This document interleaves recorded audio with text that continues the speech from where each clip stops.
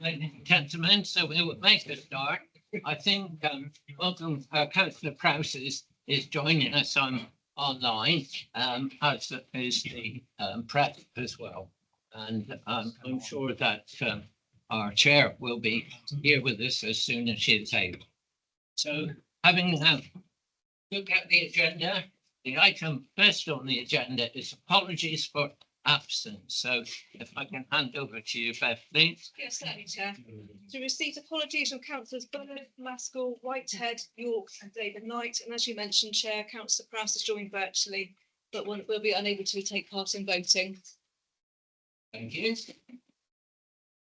Moving on to item 2, to approve as correct record the minutes of the meeting held on the 14th of January and also on the 29th of January, which are attached to the agenda. So I need a mover and a seconder, please. Councillor Lever and Councillor Hunt are seconded. All those in favour, please show. I think that's unanimous. Thank you very much indeed. So we go on to item 3, Chair's announcement. Now, that was what Councillor Walker was going to mention regarding the Chair's event. Shall we leave that until she actually arrives and then she can actually mention about that? Is that okay? The other one, of course, is have we all been doing our training? 100% good. Have we got a long list of people that I don't mind, don't worry. Right, please. This is a shame, actually. Thank you. So just to say, we've got a list of a number of councillors haven't completed four or more modules. So just a reminder, if you've not done that, please complete as soon as possible. Thank you. It's mandatory, so please get it done. Must admit, I only did my lap one this afternoon. Right, item 4, business brought forward by or with the consent of the chair. I haven't any. Item 5, replies to any questions submitted by the public and or to receive petitions under Part 4 of the Procedure Rules, paragraph 8 and 9 of the Constitution. I've none. So moving on quickly, quite a long agenda tonight. We come up to item 6, and this is the notice of motion received from Councillor Bell. I would like, please, to limit the amount of time that we spend on this particular motion tonight, if possible, because we have quite a long agenda. And I think the Constitution says that the mover has 5 minutes and those who actually speak afterwards have got up to 3 minutes. But if I could hand over to Councillor Bell, please, to present his motion to the very important motion. Thank you, Chair. Thank you, Mr. Chair. I wrote all of my speeches to be 3 minutes, so this is not the same as the speech that I would have given to Devon County yesterday, but didn't. Ooh, Chair, thank you. Members will have read the report. There'll be no doubt that anyone here is unaware of the problems that Northern Rail users have faced over the winter period. I won't rehearse all of those. Yesterday at Devon County Council, we didn't debate, but did support a motion recognising the strategic risk to Devon posed by the dated infrastructure on the Tark line. This motion is different to the one we brought yesterday. North Devon is acutely aware of the strategic importance of the one rail line that supports a fifth of the Devon population. This is a motion to request that we join the NDRDA. This evening, North Devon Council has the opportunity to ensure that we re-express our commitment to upgrading the Tark line and pledge to join the aforementioned group's campaign. My daughter, frequently watches our council meetings on YouTube. She has a favourite book, Nimona, and in that book, the titular heroine describes her strategy for any campaign as something, you win. This strategy is massively beneficial when considering any campaign. In the case of the Tark line, we have many somethings. Mr. Room has vigorously pursued this matter in Westminster. Mr. Race has also added some comment himself. Our Hattock committee have recently refined an integrated bus, cycle, rail hub design for Barnstaple stations, and officers in North Devon, Torridge, Mid Devon and Exeter have worked hard to highlight the urgent need for the massive improvements to the Tarka line. It is very clear that we all recognise the importance of this line. In addition, the Northern Devon Railway Development Alliance has, in 2 years, brought together district councils, town councils, MPs, statutory transport bodies, business leaders and rail industry partners. After one of my recent conversations with the North Devon Grecians, I understand Exeter City Football Club are likely to join in the next week. This group has, thanks to Tim Steer and Rog Blake and others, become a leading player in rail campaigning. In my daughter's term, the NDRDA is a very big strategic something. Membership carries no financial obligation. It ensures representation and greater influence. The reopening of the Dartmoor line shows that what campaigning can achieve. That scheme moved from aspiration to delivery because partners spoke with one voice and secured funding at the right moment. I commend the recommendations that you've read of the motion to the council. Thank you very much. Well Councillor Powell. done. I think Councillor Lever would like to say. Yeah, thank you, Chair, and thank you, Councillor Bell, for bringing this motion to the council. I don't think that there's any problem at all in supporting this. It's a lot of the things that are in there are things that your officers have been doing anyway, and it's a really good opportunity to let members know about that. So, I mean, I don't know how many people are aware that as part of the local transport plan, the Barnstaple to Exeter line is included, and the county authority, which is taking on responsibility for strategic transport in their core strategy originally, omitted the line altogether, and it was this council that pressured for the Barnstaple to Exeter line to be included in that. There's it came as a surprise to officers that we weren't members of the Rail Alliance. They all thought they were. They've been acting as though we have. There's been regular meetings with Alliance members, and a core group from the rail industry is meeting monthly. I know our officers have been pushing for that to happen, and we, along with representatives of other district and the county council and unitaries, are meeting this core group of people from the rail industry every 2 months. So yes, it's a great motion, and I think in light of what's been happening recently, it's a really good opportunity for us to reaffirm our support for the work that's needed to build up resilience and capacity on that line to Exeter. Thank you. Thank you, Councillor Lever. I think Councillor Ricky Knight would like to say a word. Oh, thank you. Although that's. Sorry. It's I don't need to formally second it, but I was I've been not working with it with Councillor Bell on this, but it's great. It's long overdue, but clearly from what Councillor Eden just said, it's something that may be just an oversight. We're all on the same page. We all realise how important the Tarka line is. I've been on the Tarka Way forum for about 18 years now. It doesn't meet so often anymore, unfortunately. I'm the council rep, apparently, I've just found out, for the India RBA, and I should be attending the meeting at Exeter in a couple of weeks' time with SJ and anyone else who'd like to come along. Lovely buffet, by the way, folks. So, and you can get to train there and back. Pretty well. Is there any meat? Oh, no meat, no. Vegan buffet for you, Frank, Councillor Biederman. So that's the reason I'm going for this. Means a lot to me, this line. I've lived on the line most of my life. My grandfather, R.L. Knight, I think took the last train journey to Linton. Now, it hasn't died, that one. The Braunton to the Barnstaple to Ilfracombe dream is still not dead yet. The Bideford line is not dead in the water. A lot of people think it's a joke. Tim Steer, I used to teach him, along with you, of course, all the best people. So I can't understand why we haven't been members up to now, but if it's an oversight, that's great. Excellent submission. So I'll put in favor. Thank you. Thank you, Teacher. Frank Biederman. Yeah, thank you, Chair. I wasn't going to speak. Absolutely, fully support the Tarka line and the resilience of the Exeter bit.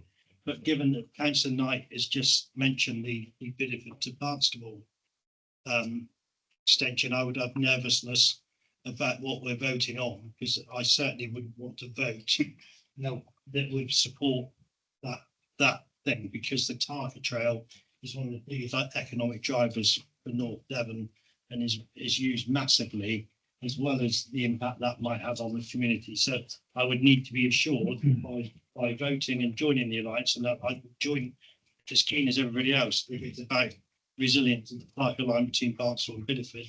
But I have real concerns if it's effectively showing our support for anything further at this stage. Can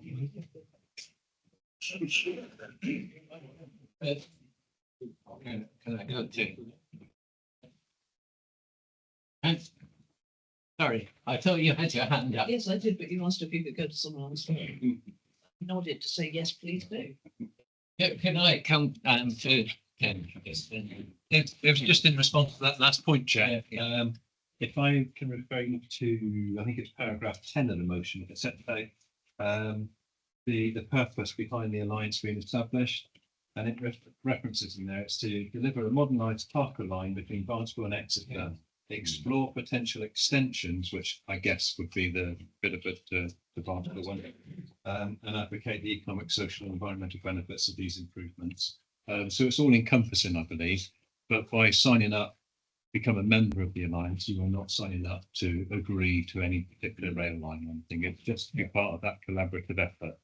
And to answer the point raised by Councillor Knight, as confirmed by Councillor Lever, we all thought we were members, to be absolutely honest, and we're enacting as if we have been members. There's a meeting coming up in a couple of weeks' time at Exford, as you say, which officers have been invited to. So, to all intents and purposes, we have been in the room, in the party, without realising we weren't formally signed up members. I mean, I am a little bit concerned that we could go on discussing this all night, but we'll have a couple of quick comments and then I hope we can go to the vote. Yes, Councillor. Thank you, Chair. Councillor Warden, I just want to, have you had this, I wasn't sure I caught if this has been proposed, obviously by Councillor Bell, if you've actually got a seconder, because if not, I'm happy to put me. Did you say that? I'm so sorry. I just want to make sure you missed it. No, thank you. Yes. Very, very quickly, I mean, the chief executive has had an email or a letter from the president of the North Devon, and as far as I'm reading it, and I don't know if you'll agree, Councillor Bell's motion pretty much encompasses what's in the letter from the president and the Councillor Davis. If you had, Yeah, we replied. All right, okay. yeah, there we are. So as long as it's encompassing that on the same line, yeah, do it. Let's do it. I feel that our chair has arrived now. Okay. So I'm going to hand back to our chair. So we had a mover and seconder for notice of motion. So we just need to vote now. Councillor Bell, did you want? Only very quickly on the matter that has been, I knew it would be raised regarding Bideford and Ilfracombe. Obviously, if we had a time machine, we would get those lines back. We don't have a time machine. The Hattock Committee with Councillor Knight, Councillor Lever and others have, of course, agreed a massive improvement to the rail, cycle, train connectivity, which will mean that people in Bideford and Ilfracombe and Braunton and South Molton will be able to get to the train much more effectively and then onto the train, which of course negates the need for a new rail line, which would cut swathes through Bickington and Braunton. We don't want that. Well, they're not wanting it. Can we move to the vote, please? So, Can't hear you, Helen. Can't hear you. sorry, can we move to the vote, please? So all those in favour? Against? Any abstentions? Councillor B, sorry. Not a recorded vote. Okay, so we're moving. I'm going to go backwards. I'm very, very sorry that I do apologise for being late. I got lost in the hospital. moved everything around and you can't find anywhere anymore. Right, so I do have a couple of chairs announcements to bring up. The first one is thank you very much for everybody who's supported my quiz night so far. There are still a few places left. If you could let Chloe know by the end of play tomorrow, if you can make it, that would be fantastic. I think it's going to be a really good night. Really looking forward to it. And you've done the second one already, so that's lovely. So I hope to see as many people there as possible. Lovely. We've got to give the second one last.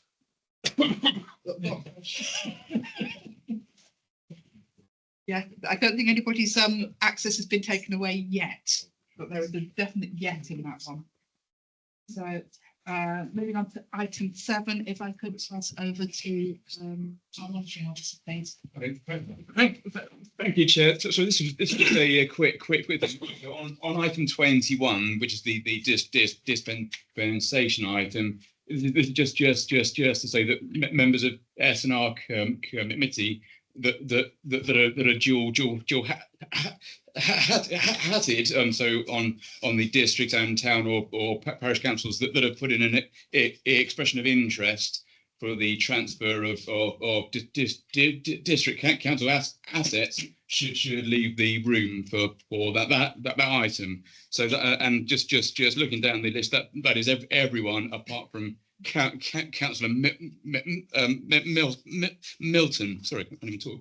So that was all. So thank you, Chair.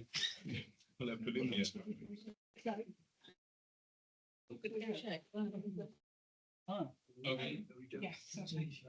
When we say dual hatters, do you mean in parish and or county? Chair, so that would be district and town stroke parish council. So I'm not a parish councillor. Okay. Really? Although I suppose you're the spouse of a. There's so much chat going on. I can't hear. So you would be so if you're not on the any town or parish council, but your spouse is, so therefore it would still count for you. About the Coombs and Tops, I'm assuming you're saying the same thing. Yeah, so it doesn't actually matter that you're not on parishes. So only those members of those are on S&R committee will need to leave. Not all dual councillors. Yeah. Councillor Cramp. Curiosity then, how would, if you were well informed on such matters and you wish to make your feelings known, apart from kicking the leg of the bloke next to you, what mechanisms are there? I mean, there used to be a paragraph 12, didn't there, where you could state your pay. Councillor, who was talking? Sorry. Yeah. Councillor was talking. Stand up. I'm only curious as to what mechanisms there might be if you turned out you were quite well informed on such matters, which is normally a good thing in councils, and yet you were then prevented from saying, I've not got no strong feelings, I'm not going to go to war, but it seems to me that then there is no mechanism for introducing well-informed views. Yeah, but this is only for a dispensation for those councillors to be able to actually take part in debate. But have we got a dispensation? No, this is if you allow a Oh, dispensation. sorry, I've got to ask backwards.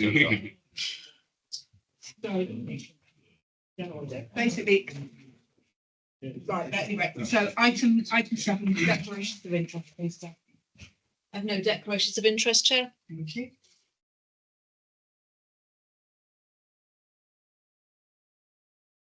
Item 8, Chair's reply to any questions at the council by members submitted under part 4 council procedure rules, paragraph 10 of the constitution. We have none.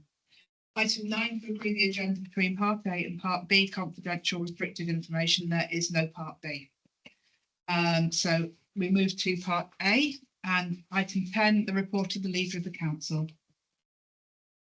Thank you, Chair. I know it's a long meeting, so I'll keep this short. I have to express my disappointment with Mr. Hall and Councillor like Howard Booth, because I put in 3 deliberate mistakes. I don't know. Clear, smelly, and this time nothing. In fact, it's been left to Councillor Clint Lane. the job of planning and marking my report. So, for those of you who are interested in the three, I'll let you find them yourselves if you haven't already. But one of them is obviously referring to the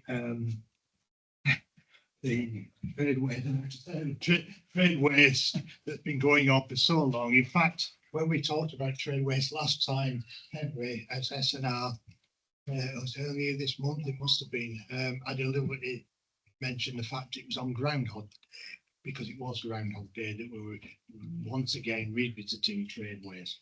I put in here, I mean, I hold my hands up, there were mistakes made by myself and the council. And I think we've reached a situation now. One of the best mistakes, tank and finish, which of course should be task and finish. We set up a little task and finish group to report to SNR, and I'll ask Mark Kentel to give us an update to SNR about how the owners of trade waste are going now. We've made that change to the situation. And also thank you to Councillor Peter Jones and the members of his committee that set up to look into how this decision was reached. And so this is the whole point of scrutiny, to make sure we are kept on our toes, which is what I said about the scrutiny committee when I said it was needed, to make sure that decisions like this are meticulously checked, and that will lead to good governance, hopefully, in the end. I won't go on. There was a lead member meeting I referred to at the end that we had, which was in reference to the peer review that came in, and they had pointed out that we needed to make improvements to the way the lead members' roles were being done. And that, we had our first meeting. I think it was productive. We didn't get a great deal done, but there are steps being taken to resolve that situation and make sure that all lead members, I think, are on SNR as well, maybe not on SNR, but in a certain way. So apologies for the mistakes, and if I can answer any questions, I will do. Thank you very much, Councillor Katrinas. Yeah, in your report, you mentioned a £500,000 technical adjustment the government was thinking of, and then say there was intervention and we were given a stay of execution.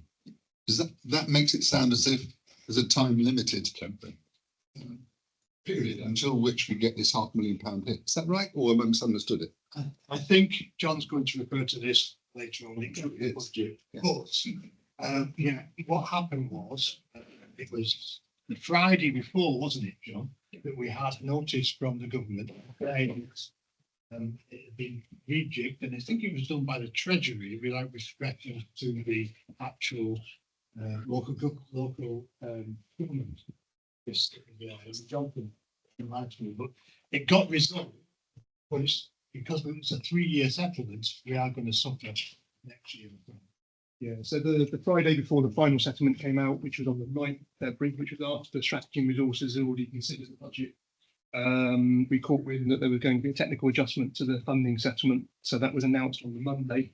But implication wise, it could have been a £500,000 drop in our funding for next year, which obviously we'd already had the draft settlement.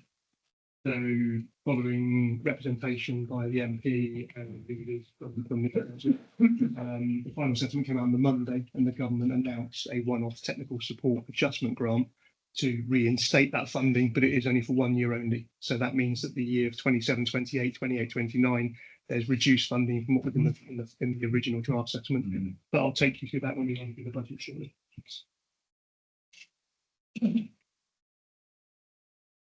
Thank you very much, Councillor Fake. That report is just a note. Item 11 is questions by members. Questions to the legal committee submitted under Part 4 Council Procedural Paragraph 10.4 Constitution. No questions have been submitted. Item 12, lead members report, which is the lead member for commercialisation and resources. So,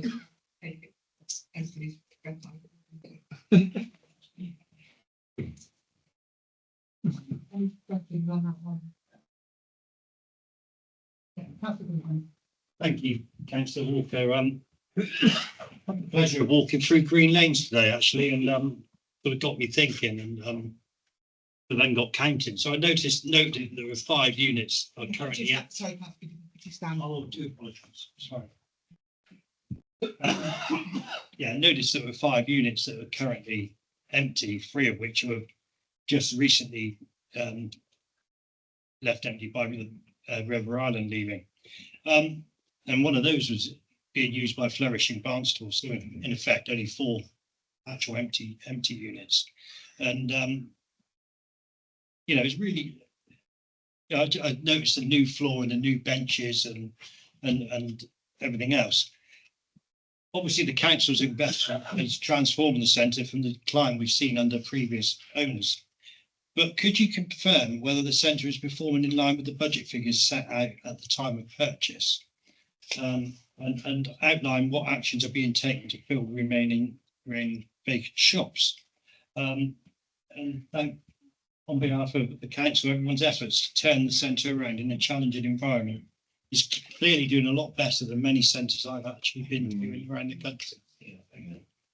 Yeah, it's one thing that I, as a councillor, and we bought Green Lanes when I was a councillor, I wasn't in a lead role at the time. It's one of the things that I'm actually really proud of being a councillor for. The figures for Green Lanes are absolutely in line with the projections that were made back in 2021. It is absolutely washing its face, as you may say. I think it's a nice place to walk through. It's a nice place to visit. The shops are good. I think there's a good range of shops in there, and it's clean, and which so many centres nowadays are not. Praxis, who manage the centre for us, have a full responsibility for advertising units in there, and they are very proactive in doing so. We haven't got any updates on any new units going in as yet, but I know they're working very, very hard to make sure that those units are filled. I'll pass over to John. Thanks, Jess. So the report that's next on your agenda does cover off Green Lanes' financial position, and as the chair has pointed out, the cash flow is in line with the original projections that were set out in 21 when men made the decision to acquire Green Lanes. It has contributed £1 million to the council budget over the last 5 years, which is really positive, as well as the cost of statement in the town centre as well. The empty couple of units, obviously it was disappointing to see River Island leave, but we are in discussions with a couple of potential businesses to go in there. So I can't name names this evening, but obviously we are in active discussions. So hopefully we'll have some positive news on those developments shortly. We have also just signed at least kiosks at the end by the cafe as well. So that's going to be filled very shortly as well. So hopefully in a couple of months' time, we'll have some news on prospective tenants going into those empty units and reducing the empty units that we've got there. Thank you, Chair. Caroline Never. Thank you. Chair, thank you for your report on this, and John for the commentary as well. I wonder, would you, am I right in thinking that not only have we been able to ensure that it's one of the contributors to the vibrant town centre, but also that we've been able as council to make our services more available to members of the public, and that moving the hub into the Green Lanes has actually increased the number of people who come to speak to the council, and I wonder whether you agree that I think it's a great thing. Do you?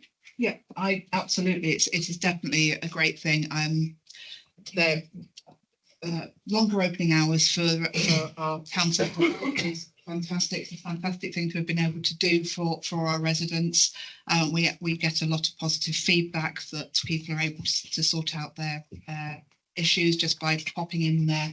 The first day it opened, when I went and opened the hub, my husband and I popped into the cafe afterwards, and one of the staff in the cafe said to me, "Oh, what are they opening?" I was like, explain what it was, and she went, "Oh, I'll be able to pop in and pay my council tax on at lunchtime." And that is what people are doing. They're stepping in and finding things out. They're paying for bits and pieces, getting information. I think it's a fantastic success, and I think thanks should be made to Sarah and her team for everything that they are doing in the customer services area of the council. I think it was a very good use of a very awkward space in a shopping centre. Thank you. Councillor Karen. Yeah, thank you, Chair. Obviously, it's great news about Green Lanes, and as we're talking about the hub, it has been stopped me several times where there's a possibility of the hub being open just for a couple of hours on a Saturday morning. And I know that's probably a bit difficult staffing it, but I think that the town would really appreciate it if it was open even for 2 hours from 10 till 12. Is it something that the council could actually look into, please? I can pass your request back to Sarah. Yeah, Chair. So obviously it's something we have been asked for. So obviously, again, even only for a couple of hours, that would add significant cost in terms of staffing, because we couldn't just have a small number of staff there. We still need to man it appropriately as well. But what we are looking at is some touch screen, so that members of the public can interact with the council. Even if the hub is closed, they can still potentially use a touch screen on the outside of the unit as well. So that could potentially offer something additional for the weekend visitors as well. Thank you. Okay, that's just a note. Thank you very much. Okay, can I say a big thank you to you, Councillor Walker, and to John and his team for all the work that's been done from your point of view as lead member. But also a bit of a question as well, because one of the issues that the peer review team flagged up was lack of member engagement, perhaps, and in various activities. Councillor Petrinas has already picked up on the problems we might have in the next year, 2 years with the 3-year settlement. Have you given any thoughts to perhaps having some kind of committee of members to help you and to look at possibilities? I don't want to say the word cuts, but we might have to in the future. Initiatives such as a commercialisation strategy, but some kind of committee made up of members from all sides of the political spectrum to engage and to put forward proposals. I wonder if we would be given any thoughts on that. Yeah, I mean, in previous years, we have had budget workshops, which we didn't have this year due to a lack of time of both of officers' time and councillors' time, due to the fact that we were working on LGR. But this has been something that John and I have talked about, and it's something that we feel shouldn't happen again, that there should be no budget workshops, and we are intending on setting up a councillor working party to look at the budget for next year, and to see how we can make sure that we give the best services to our residents, given our tight financial circumstances.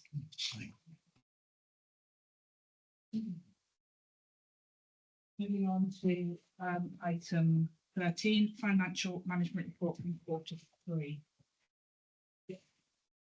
Yeah, so members, the Q3 performance report has already gone through human resources and scrutiny and policy development. So I'm not going to go through that in detail. I'm assuming that members have the opportunity to read that. The report is on your pages 35 to 62. So if there's any questions from members, I'm happy to take them prior to passing over to the chair of scrutiny and policy and strategy and resources for their recommendations. So yeah, happy to take any questions if members have any. Councillor Crabb. If you could stand up, please.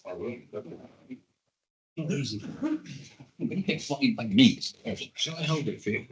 No, all it is a continuation of the conversation we've just been having, and it is nothing more than a query, not the leading question. It's such thing with that. The table on page 34 refers to the projected rental incomes, I assume. How is it then that when you buy it, you are unsure of the rental? It could be anywhere between 1.4 and 1.1, and yet it's in 20 years' time, we're 100% certain it's going to be between 934 and 934. This is a technical question. I am not having a pop. No, absolutely. And the reason for that, Chair, is obviously we have a number of tenants in Green Lanes. So when we were looking at cash flows back in 2021, not all those tenants' rents and the agreements end on the 1st of April. So obviously some of them happen mid-year. So there obviously are cash flows at the beginning of the year, where obviously we know all of the tenants and what their rent are currently paying. Some of them will have rent reviews 3 months in, 6 months in, 9 months into the financial year. At any one point in time through a financial year, you will have obviously the rentals that are coming in and out period, the lowest net rental, and the highest net rental. So what actually happens in the year is the figure's going to be somewhere in between that, because one of us has got a rent review on the end of September. So they'll have 6 months of their old rent and 6 months of their new rent, which could be lower. So in a whole year, they're obviously going to have 50% of each. That's why you have a lowest net rental and a highest net rental, just to give you that range of where the rent could be within any one financial year. As we go down past the first 10 years, there becomes less certainty about that. So therefore, we've gone on a worst case scenario and bought the centre in terms of what those rentals would be by the time we get to 2040. It's seen the wrong way round, but I know where you're coming from. Okay. Questions? So I now move to Councillor Clayton to move the minutes. Councillor Beedman first, sorry, to move the minutes of the Scrutiny Policy and Development Committee. Thank you. I'm happy to move the minutes of the Scrutiny and Policy Development Committee on the 12th of February. Thank you. Yeah, I'll formally move the minutes of the Resources Committee. Can I have a proposer to adopt the recommendations, please? Thank you, Councillor Ratti, and seconded Councillor Caroline Lever. Thank you. All those in favour? Against? Any abstentions?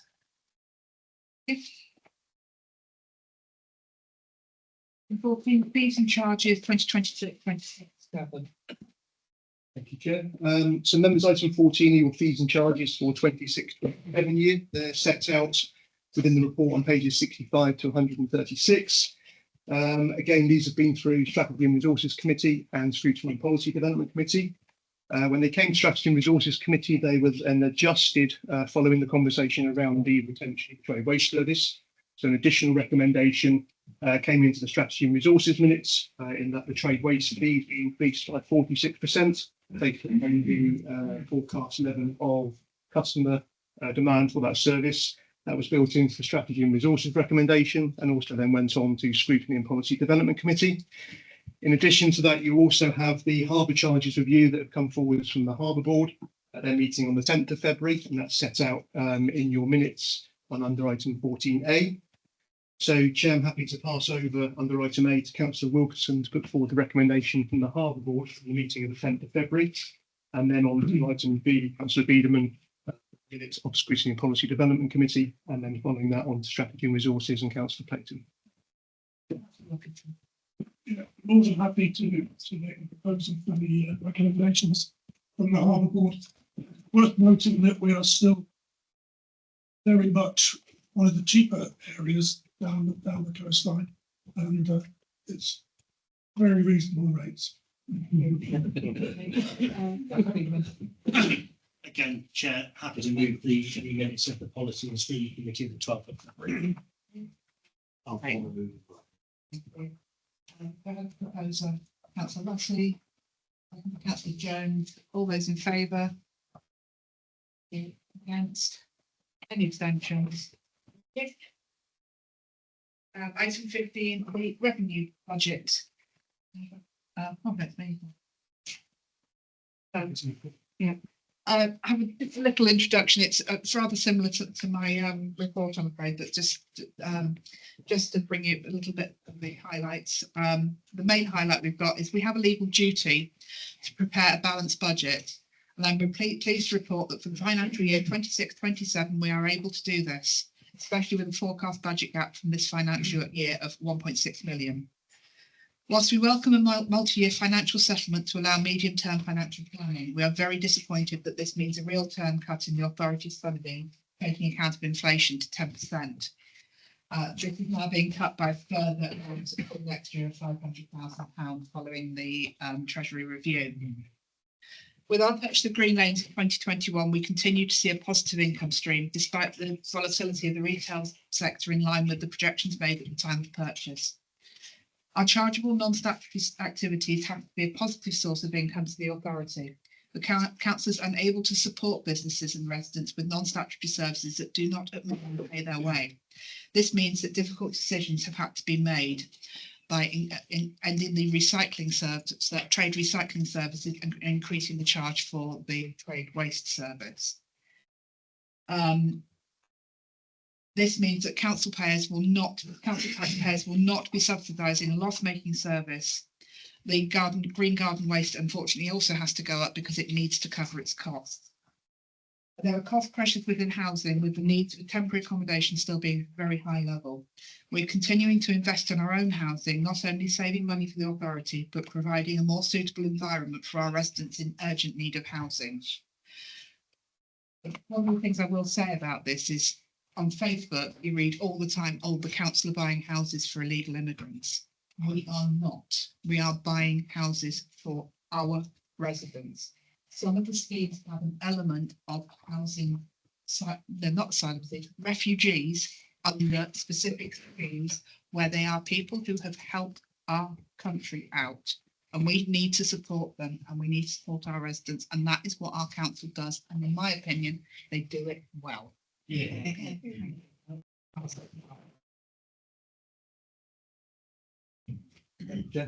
Members, I've got a budget presentation for you. I stand there, you're not on the screen. So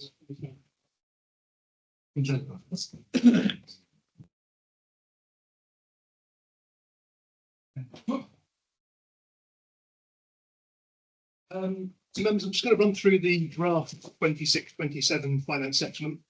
So this came out just before Christmas. What normally happens, the draft settlement comes out in December and then government finalise that settlement at the beginning of February prior to then you setting your formal budget here at full council. So back in December, government announced the draft settlement. The difference this year is it's a multi-year settlement. So for the first time in a number of years, it's now for the next 3 financial years. What that does give us is some certainty around the numbers. Whether those numbers are good or not, obviously, is a different matter, but it does at least give us certainty in terms of being able to plan ahead for 26-27 to 28-29. As you can see on the screen there, the core spending power for 26-27 increased from 73.5 billion to 77 billion, and then up to 85 billion for 28-29. So the core spending power for next year for England has gone up by 6%. So that's an increase in funding. However, core spending power does include your ability to raise council tax. So by putting council tax up by 3% or 5%, that's included within those core spending power percentages. So in terms of what that means for local government, there were 116 winners and 233 losers in terms of whether you gained more funding or whether you had reduced core spending power. We lose, yeah. Yeah. We fall into that second category. Yet again. In terms of 25-26 to 28-29, it's 15% increase in core spending power. So across the sector, there's more money, but it differs depending on what type of authority that you are situated in. In terms of that 15% and that £11 billion worth of growth, a lot of it actually isn't new money. It's actually the ability to raise council tax or business rates. So 90% of that additional £11 billion comes from you putting council tax up on business rates. So it's not new government money, it's you putting money up over the next 3 years on your council tax and business rate bills. That means for different councils, differs depending on what type of council you are and also where you are in the country. So over here we have the outer London boroughs that once you include council tax, seeing an increase of about 24% worth of funding. The metropolitan districts around 20%. Unfortunately, we're in the Shire District Council column over here with a 3.26% increase over the next 3 years. Once you take out council tax, it's a reduced funding of about 6.5%. Again, even within district councils, that can differ as well. So significant funding pressure in terms of no new money. And also at the same time, you've got inflation running at around 3% as well. So you've got increased costs, increased pressure on your council services from demand on services, and you've got reduced funding coming forwards. So that's the context that we're working within, even though we have certainty of numbers for the next 3 years. In terms of the draft settlement for this council, so back in December, the government announced that our core spending power for 26-27 is going to be just over 19 million. That's a reduction of 2.5% on last year. So that's with inflation running at 3%, we're actually having 2.5% less funding, even if we put council tax up by 3%. Over the 3 years, it's actually a reduction of around 5%. But once you build in inflation, and I've only used 2% inflation here, it's a reduction of 10%. So actually with inflation running at 3% currently, even if that does start to come down to 2% over the next couple of years, it's actually looking at a 10% reduction in core spending power. So that's a significant reduction in the level of resources. at a time when obviously we are seeing increased demand for some of our services as well. So that's the financial context we have to manage. That also assumes us putting council tax up to the maximum threshold of 3%. In terms of what came out in the final settlement, what was published on the 9th of February resulted in a last-minute change to core spending power allocations. As the leader alluded to earlier, a couple of days before the final settlement came out, we understood that the government were looking at changing some of the assumptions to do with business rates baseline, and that's to do with the pooling income that comes back in through business rates. That was included within your new baseline funding figure for 26-27. In terms of what that meant from that technical adjustment was there was a risk to the £19 million core spending power for next year actually coming down by about £500,000. So after Strategy and Resources had already formulated the budget to come here this evening, at the very last minute there was a potential risk of a further £500,000 budget gap.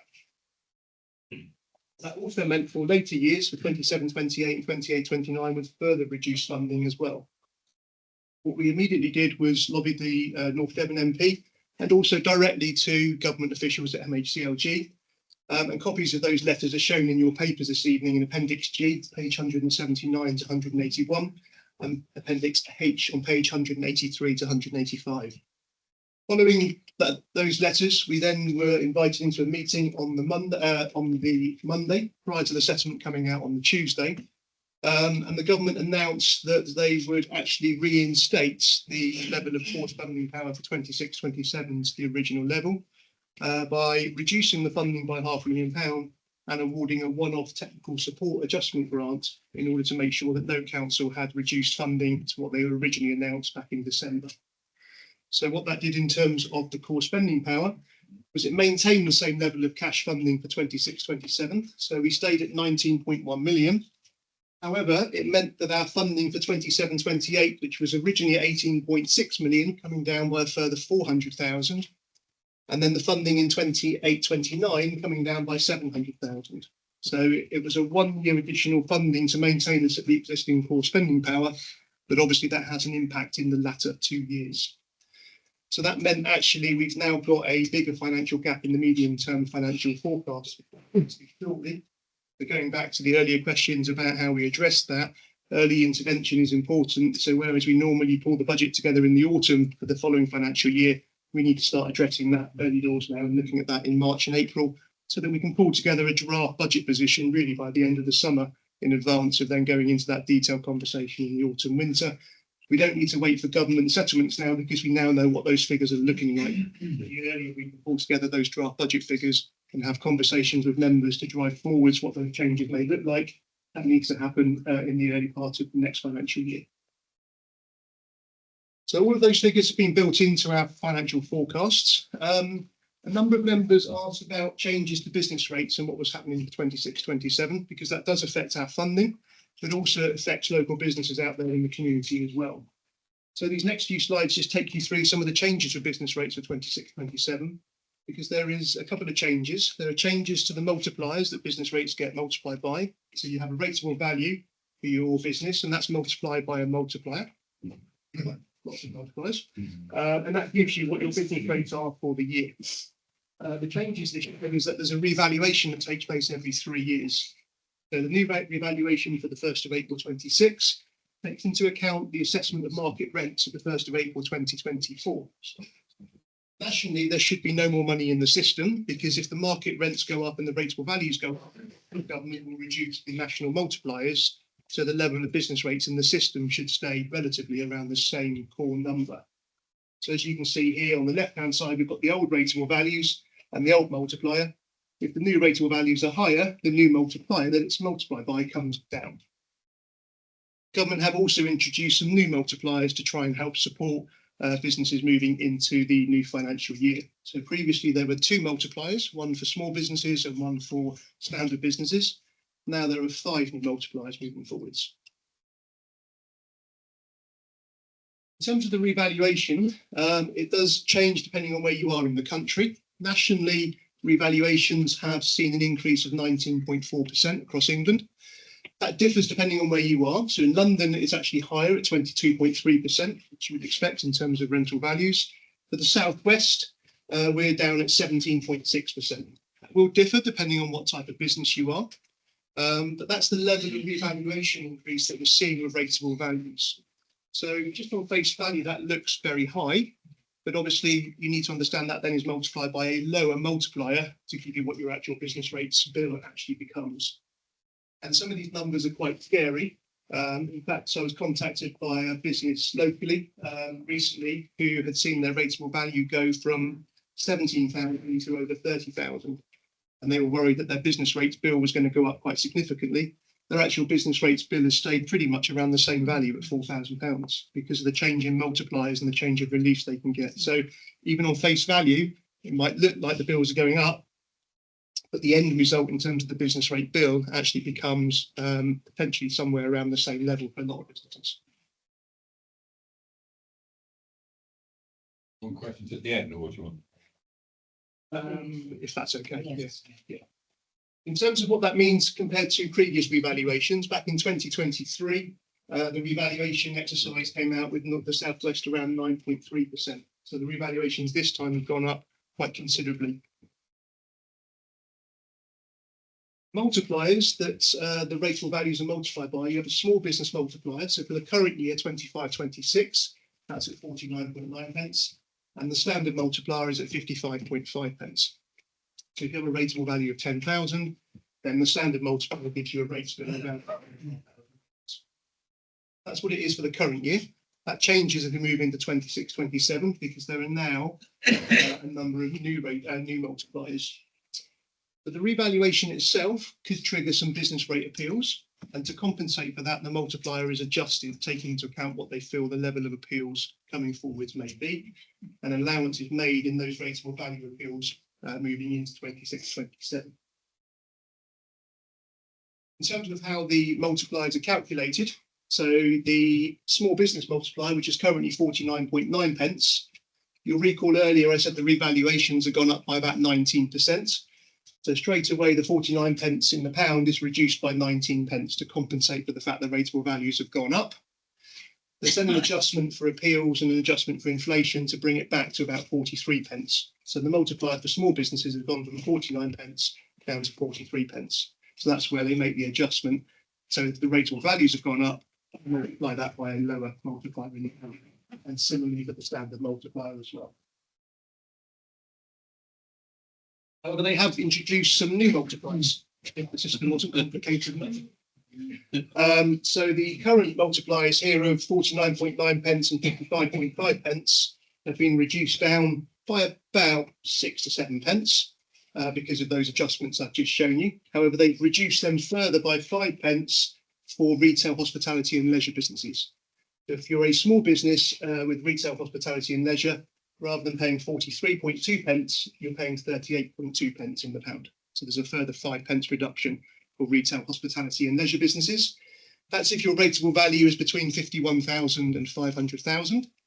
However, for the very large businesses that have a rateable value over 500,000, they're actually now going to be paying a higher multiplier of 50.8 pence. So that's for your large nationals, your Amazons, etc., your big warehouses, etc. So we haven't got many businesses with rateable values over 500,000 in North Devon. Majority are on the. Finally, the business rates reliefs and some of the changes that are coming in. So the retail, hospitality and leisure relief is ending. There was a temporary 40% relief in place. That's coming out for 26-27, but that's replaced by those much lower multipliers in the pound. There's protection for small businesses. So if you lose your eligibility for small business rate relief, rural rate relief, or the retail, hospitality, leisure relief due to the revaluation, you'll benefit from a supporting small business scheme where any increase will be capped to the maximum of £800 after the reliefs have gone through. So even if there are changes with reliefs, the increases are tapered so that you don't see a significant increase in your rates bill. Also an extended grace period that's now been extended as well.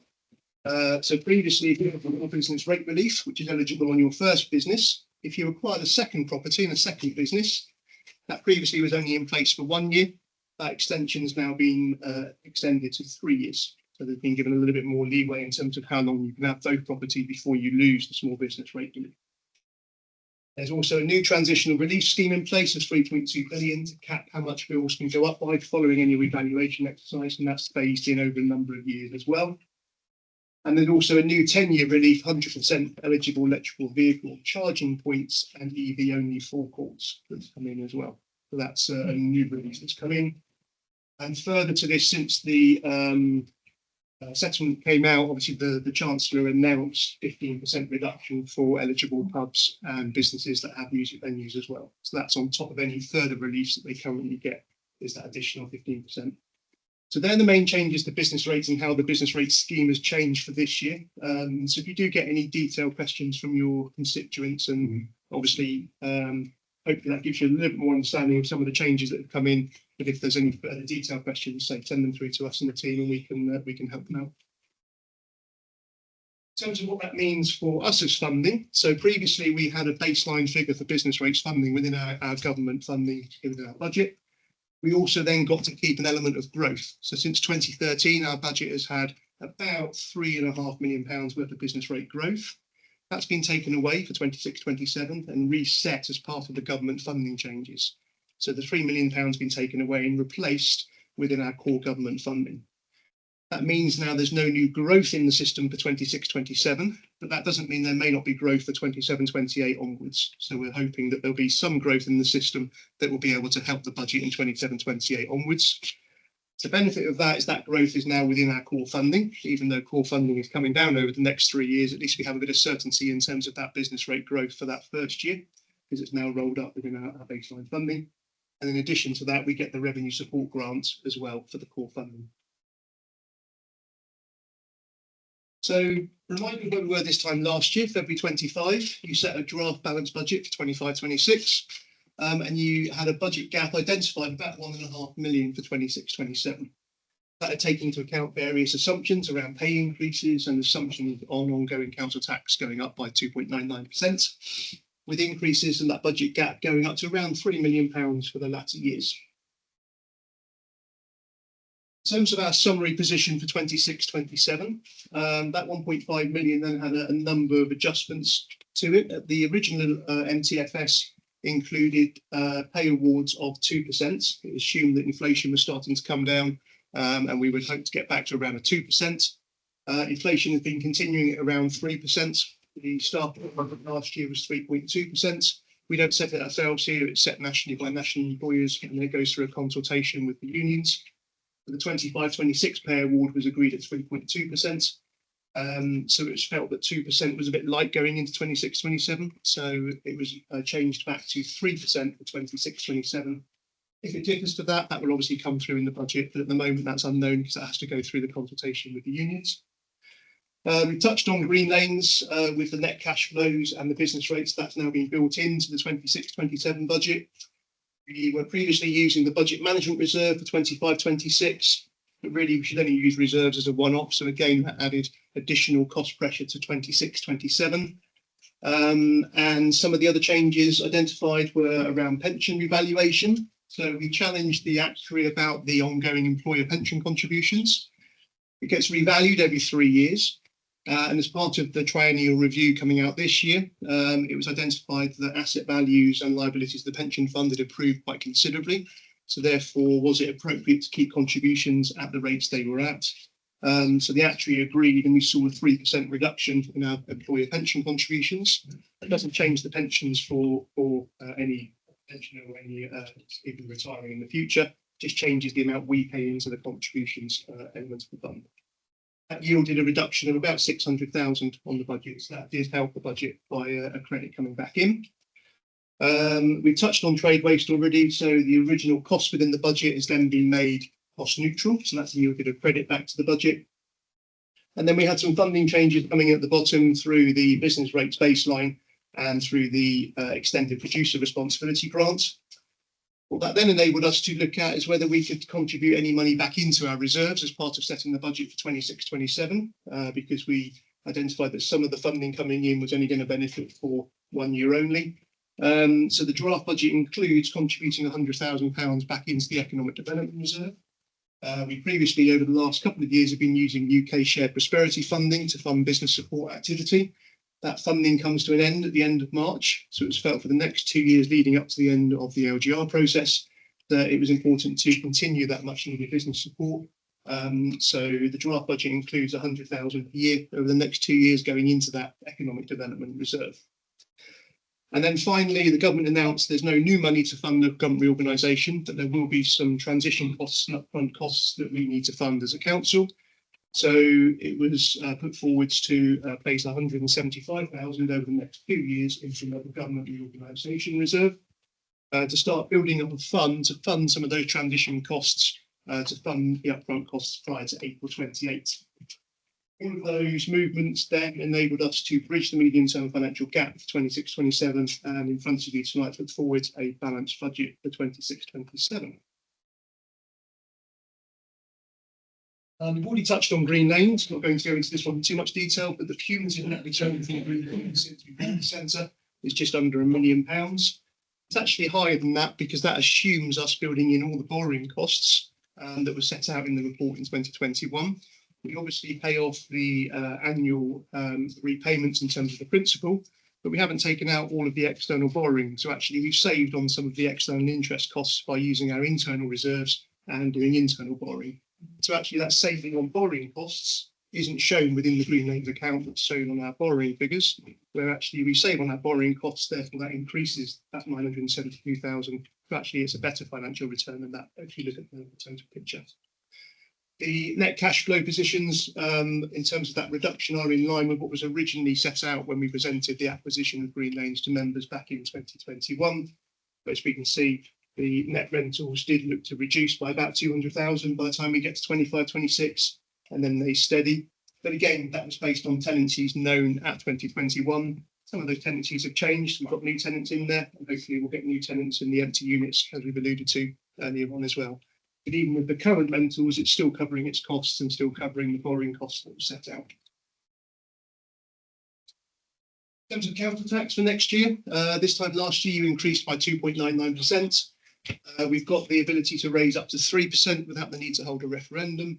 So the proposal in front of you this evening is to increase by 2.99% the share for North Devon Council. This just shows how the council tax bill is set out. So it goes out in our name for the whole council tax, but we collect the council tax for a lot of the major preceptors. The Devon County Council on the right-hand side set their council tax yesterday. That's built into the council tax resolutions you have on your report later this evening. They have 3/4 of the council tax bill. So the bill goes out in our name, but 3/4 of the money goes to the county council. 10% or 11% to the Police and Crime Commissioner, 4% to the Fire Authority and the town and parish councils, and 9% comes back to this authority as part of our council tax income. In terms of the draft budget that was put forward to Strategy and Resources, we had a balanced budget of 20.6 million. That's funded by about just under half of that comes from our 9% share of the council tax, 8.6 million. And then the draft settlement announced revenue support grant funding and business rates baseline funding of 6 million and 3 million. This second figure is the figure that then changed when we got to final settlement. We'll come on to that now. In terms of the final settlement, the revenue support grant figure went from 6 million down to just under 5.5 million. So that drop of £500,000, but replaced by this adjustment of the grant for 26-27 only of 528,000.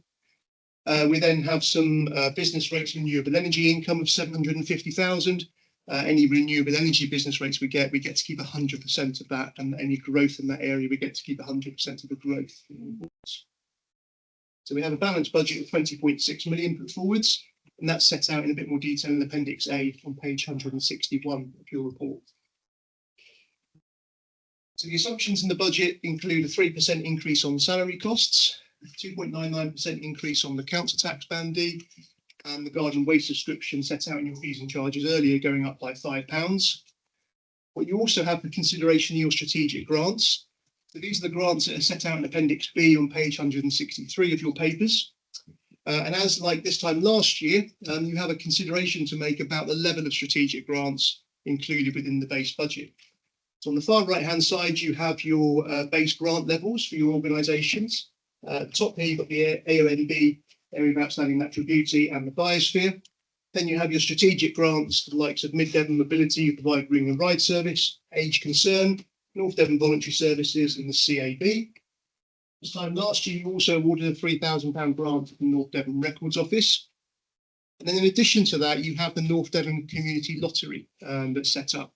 That community lottery acts as a conduit to bring funds into good causes. And of every pound that people buy the community lottery, 50% of that goes off to good causes. 10% comes back into a central fund here at the council. And when we set up the community lottery, we agreed that those central funds would get redistributed back out to good causes. So this time last year, there was £12,000 in the central fund, and you agreed to increase some of these grants proportionately to allocate that £12,000. This year, you've got a similar decision to make, and we'll come on to that at the end of the presentation. The central fund this year has £15,000, and you've got a decision to make about, firstly, do you want to continue supporting the North Devon Records Office that you gave £3,000 to for the last couple of years? Do you want to continue putting £3,000 for that organisation or a different value? And then what do you want to do with the remaining balance? So you have three options. You've got the current strategic grants to those organisations at the top, that's their base funding. And you've got this £15,000 central fund. So you could award £3,000 again to the North Devon Records Office. That's the request that's come in. As you saw from the email I sent out yesterday from the grant organisations, North Devon Records Office would ideally like a continuation of funding, and they've set out their case in their email that they sent to me. You could then proportionately increase the other four organisations by the level of grant they have at the moment. So obviously the CAB increasing by 59% of the share, to potentially getting a further 7,000 of the 12,000 that's left. The voluntary services, a couple of thousand, age concern, 720, Mid Devon Mobility, 1,500. So that's splitting the grants based on the level of grant they have at the moment. Or you could just go for a more straightforward and give 3,000 to each of the organisations, i.e. 3,000 to the Records Office and 3,000 to the other four organisations. I'll let you ponder that whilst I go through the rest of the presentation, and when we look at the recommendations later on, we'll come back to that for your steer in terms of how you would like the central fund allocated. In terms of your reserves, these are set out in Appendix C in page 165 and 166. That details your earmark reserves in terms of the protection for the authority and schemes that have future funding coming forwards that are funded from those reserves. You also have a general fund balance of 1.2 million, which is your, in a sense, your safety net in case anything untoward comes forwards that the council needs to fund. That level of reserve is around 6% of your net budget. Recommended level is somewhere between 5 and 10%. So within that threshold, but again, it's not a massive figure if something comes out of the woodwork that we need to fund that isn't already contained within the existing base budget. You do have £5.3 million within your earmark reserves, and they're detailed in Appendix C, set out in your report. One thing I can assure you of, members, is that the estimates in front of you are robust. That's one thing I have to assure you of in bringing the budget forward each year, and also the adequacy of those reserves that are set out in your Appendix C are adequate for this level of authority. Moving forwards to then your future funding in future financial years, obviously that's addressed 26-27. So that's positive that we can set a balanced budget, something that you have to do. But also we've prudently made assumptions within that budget. But also we need to look further ahead for 27-28 onward. The projected budget gaps now have increased from around 1.3 million to 1.7 million because of those funding changes that I touched on earlier. And 28-29 has gone up from about 1.6 million to 2.3 million. So there's additional pressure on those budget gaps that have now come forwards. One thing we do have, though, is certainty around that core funding. So that's a good thing, because at least we now know what that number looks like, whereas in previous years, when I've stood here, it's been a bit more of a crystal ball exercise in terms of what the funding reforms may or may not bring forwards. The assumption is that the core funding continues into 29-30 onwards at 0%. But obviously, one thing we have on the horizon is in 28-29 is the potential move to a new unitary authority. So obviously, we're concentrating on 27-28, and we have one eye then on 28-29, because we need to ensure that moving into a new unitary authority that we have robust finances and that we are financially sustainable moving into that interest of the new unitary authority as well. What this doesn't include is any business rate growth. So there may be some potential growth for 27-28, which may improve those figures, and we'll start to get an idea of the growth once we get into 26-27, because that's with the new rateable values and the new system that I explained earlier. and it assumes council tax increases continuing at 3% each year. In terms of your costs, it assumes pay increases going back to 2% for 27-28. If they do stay at inflation levels and inflation stays at 3.5%, then each 1% adds a further £200,000 pressure to the council pay bill. It assumes no additional borrowing over and above what's already included in your capital programme. However, every £1 million borrowed over 10 years adds a further cost of 153,000.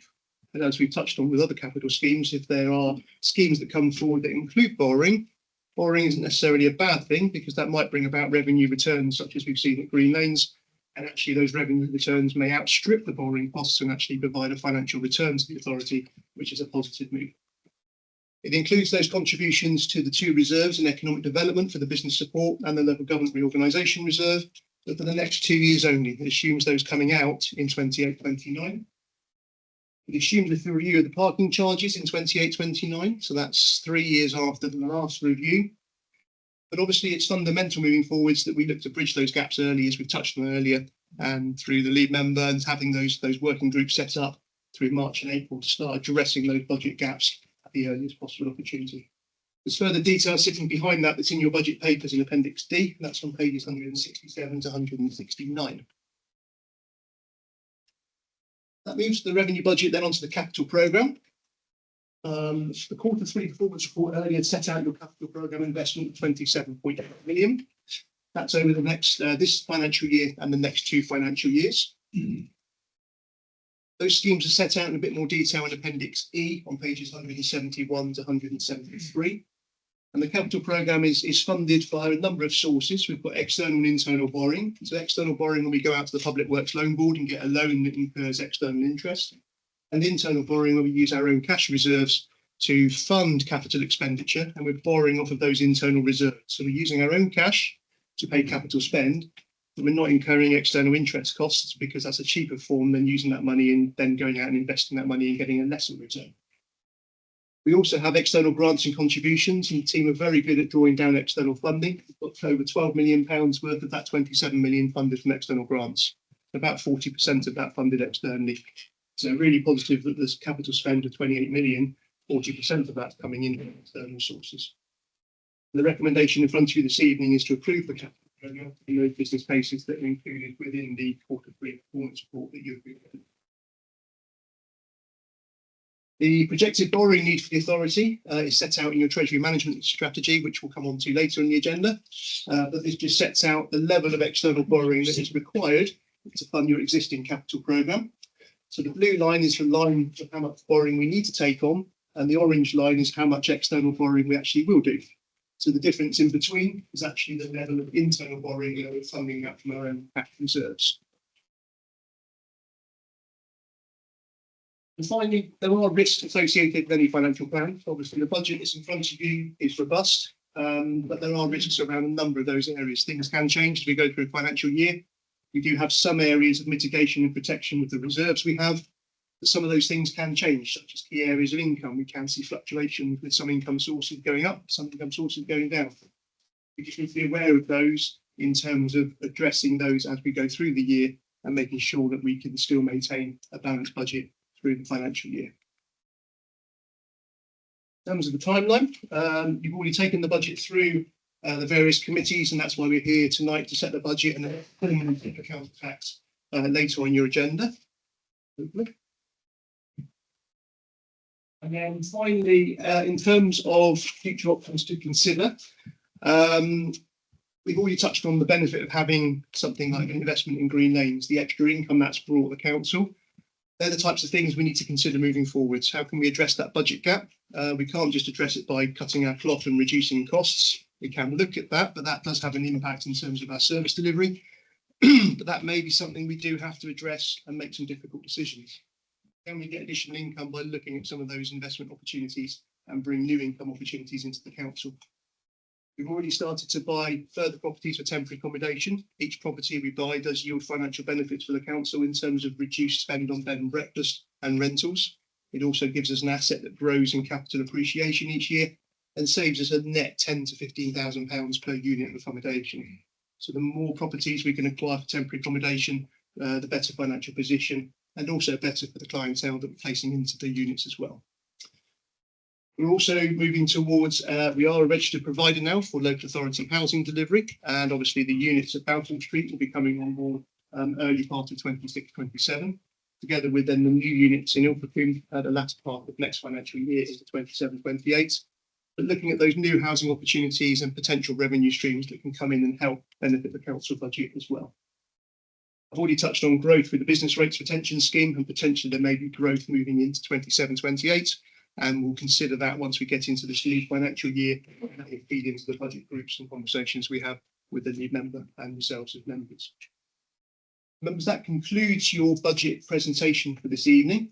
You have a couple of minute extracts on your papers, firstly from Strategy and Resources from the 2nd of February, that's set out in your papers. You have a minute extract from the Scrutiny and Policy meeting on the 12th of February. You have the recommendations on 114, recommendation 2.1 and 2.2. And also you need to consider, firstly, before you move on to approving the budget, those strategic grant levels for 26-27, as I've touched on earlier. Yeah, happy to take any questions from members. Councillor Bell. Thank you, Chair. Thank you very much. Hang on while I bring this up. Asimov says that any sufficiently clever science is going to feel like magic. This appears like magic. Your finances are just incredible. I wish Councillor York was here. She would mention to Age Concern. I believe that we fund the grant we give Age Concern is somewhat lower than is given by other district councils, and I think, given the age of our population, I'm sure we would appreciate increasing that if we could. You mentioned, of course, 6% reserves. Very good. I think I seem to remember they were low at one point, but now we've got this 6%. Do we need to increase that? Are we happy with that? And I think this might be a question more for the leader than for yourself. Why are the 100,000 people of North Devon not as important or not worth the money of the people that are in London, who seem to get a lot more than we do? I think that's probably for David. But sorry, complicated. So I'll answer this last couple. Obviously, the grants, the strategic grant levels, obviously the base grants that have been given for a number of years, obviously they do differ depending on other local authorities that fund Age Concern. Councillor York did make representations at Strategy and Resources Committee. Some members have taken that on board at SNR when they considered the budget.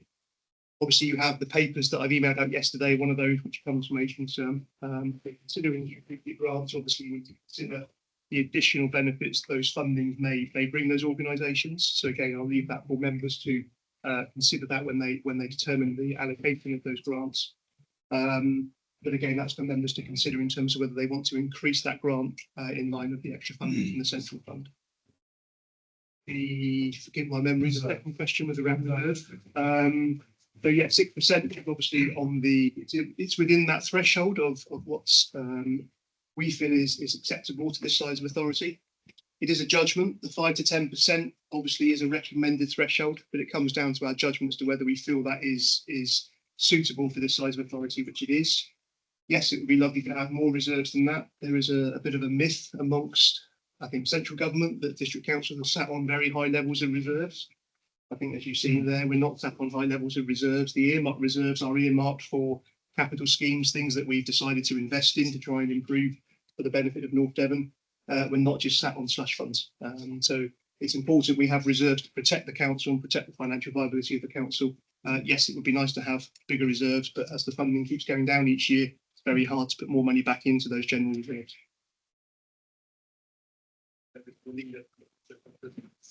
Which was around, this was around the level of just that we get, that's low on the bar graph, just for the people of North Devon. It's a government decision in terms of where they want to prioritise local government funding. At the end of the day, the funding stream, as you saw, has gone up by 6% across the country, but government have decided to determine how much goes to each different type of authority.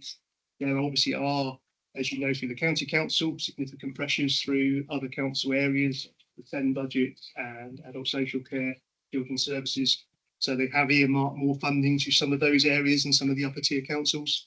We know local government organisations on the cards as well, so therefore that's no doubt in their minds in terms of how much money they're giving to district councils moving forward as well. So it is a government distribution. Unfortunately, we have no say in that. We made representations through the consultation around fairness and remoteness. and also areas where we've seen high levels of deprivation, but some of that has been stripped out when obviously it's been allocated out to councils, unfortunately. I don't know whether the leader wants to add anything to that. Yeah, it's a good point, Councillor Bell, and we're not in a position to change it, unfortunately. We're in a position to make representations through our very active local MP who will stick up for us. He's been through this himself. It's not a matter of politics, because whether the Tories are in power or when Labour are in power, local government seems to have been stuffed over since I've been involved in local government since the early 80s, and it's not good, but the result is, and I know we're not in control of the potholes, but the result is all around us. When you have to make cutbacks, they can affect vital services. That's why we've got to be quite specific, and we're going to look at perhaps at those areas that are non-statutory in the future, and see which ones we will have to make some serious decisions about. But I haven't got any easy answers. I've certainly not got the magical one wave and make local government so much healthier and better. Whether it's better under unitary, we will see. Probably not, because I think it will need urgent action from a central government that's committed to those important areas that local government provides for, whether it's county, district, town, parish, and the new unitaries. It needs a rethink, but there's no magic wand, and we just got to prioritise what we do and make sure that North Devon delivers the best services we can on the limited budget, and the budget will be limited over the next 2 years, and it will lead to some very difficult decisions, and we've got to stand up and make those, whilst at the same time trying our best to influence government to make changes. But it's a long process, and it's not got immediate results in the Thank you.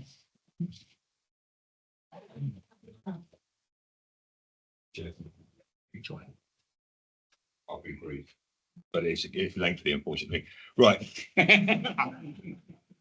Each one is brief, but there's a few. There we are. So let me explain. Okay. So it's probably too complex to answer now, but could you identify at some point, if it's too complicated for now, what is the technical reason that £500,000 disappears off your business rates? In your presentation, you give the average increase in council tax receipts is going up 6.6% this year, whereas every council is capped at 4.9. Most 2.9 or 4.9. How does it get the 6.6? Is that purely population? Surely it can't be. Am I correct? This revaluation, it will take a lot of businesses through the 12 grand barrier, won't it? Yes. So, Potentially. so they'll be paying £800 now. Will they be paying £1,600 the year after, in your view?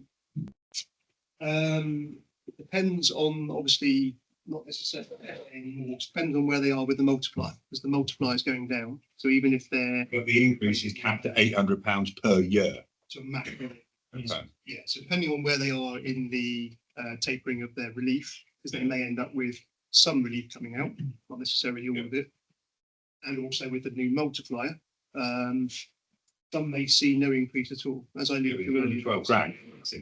yeah, if you're over that between 12 and 15, then obviously there's a tapering, Yeah. and then obviously it comes out after.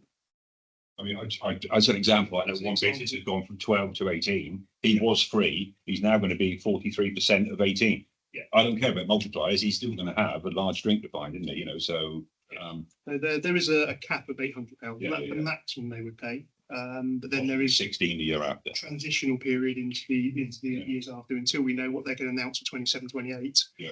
All we know is the maximum they'll pay for 26, 27 will be the £800. Okay, well, I think the point I'm trying to get across, if anyone's watching this or whatever, is if you are a small business, get your wallet out. And there's nothing we can do about it. That's the law. Potentially. Yeah. There are obviously there's the protections in there as well in terms of the national scheme for transitional relief, so that may help them as well. Yeah. So the example I gave earlier was a pub that rateable value had gone from 17,000 to 31,000, so almost a doubling of the rateable value, but their actual rates payable has stayed at just over £4,000. So their actual rates payable have only gone up by £40. So I think that'd be specific of the budget because it's gone from 50 to 40. That doesn't account for 17 to 30, does it? Some of it we release, some of it will be the extra 15%, but that's just an example to show that actually, even though the rateable values go up, not necessarily increasing their business rates. But if there's any concerned individual businesses, we had the business rate event a couple of days, a week or so ago. We had some and there for businesses to come and talk about their business rate bill, so we can run that through with them. If they've got any concerns, they can come and contact myself or the team.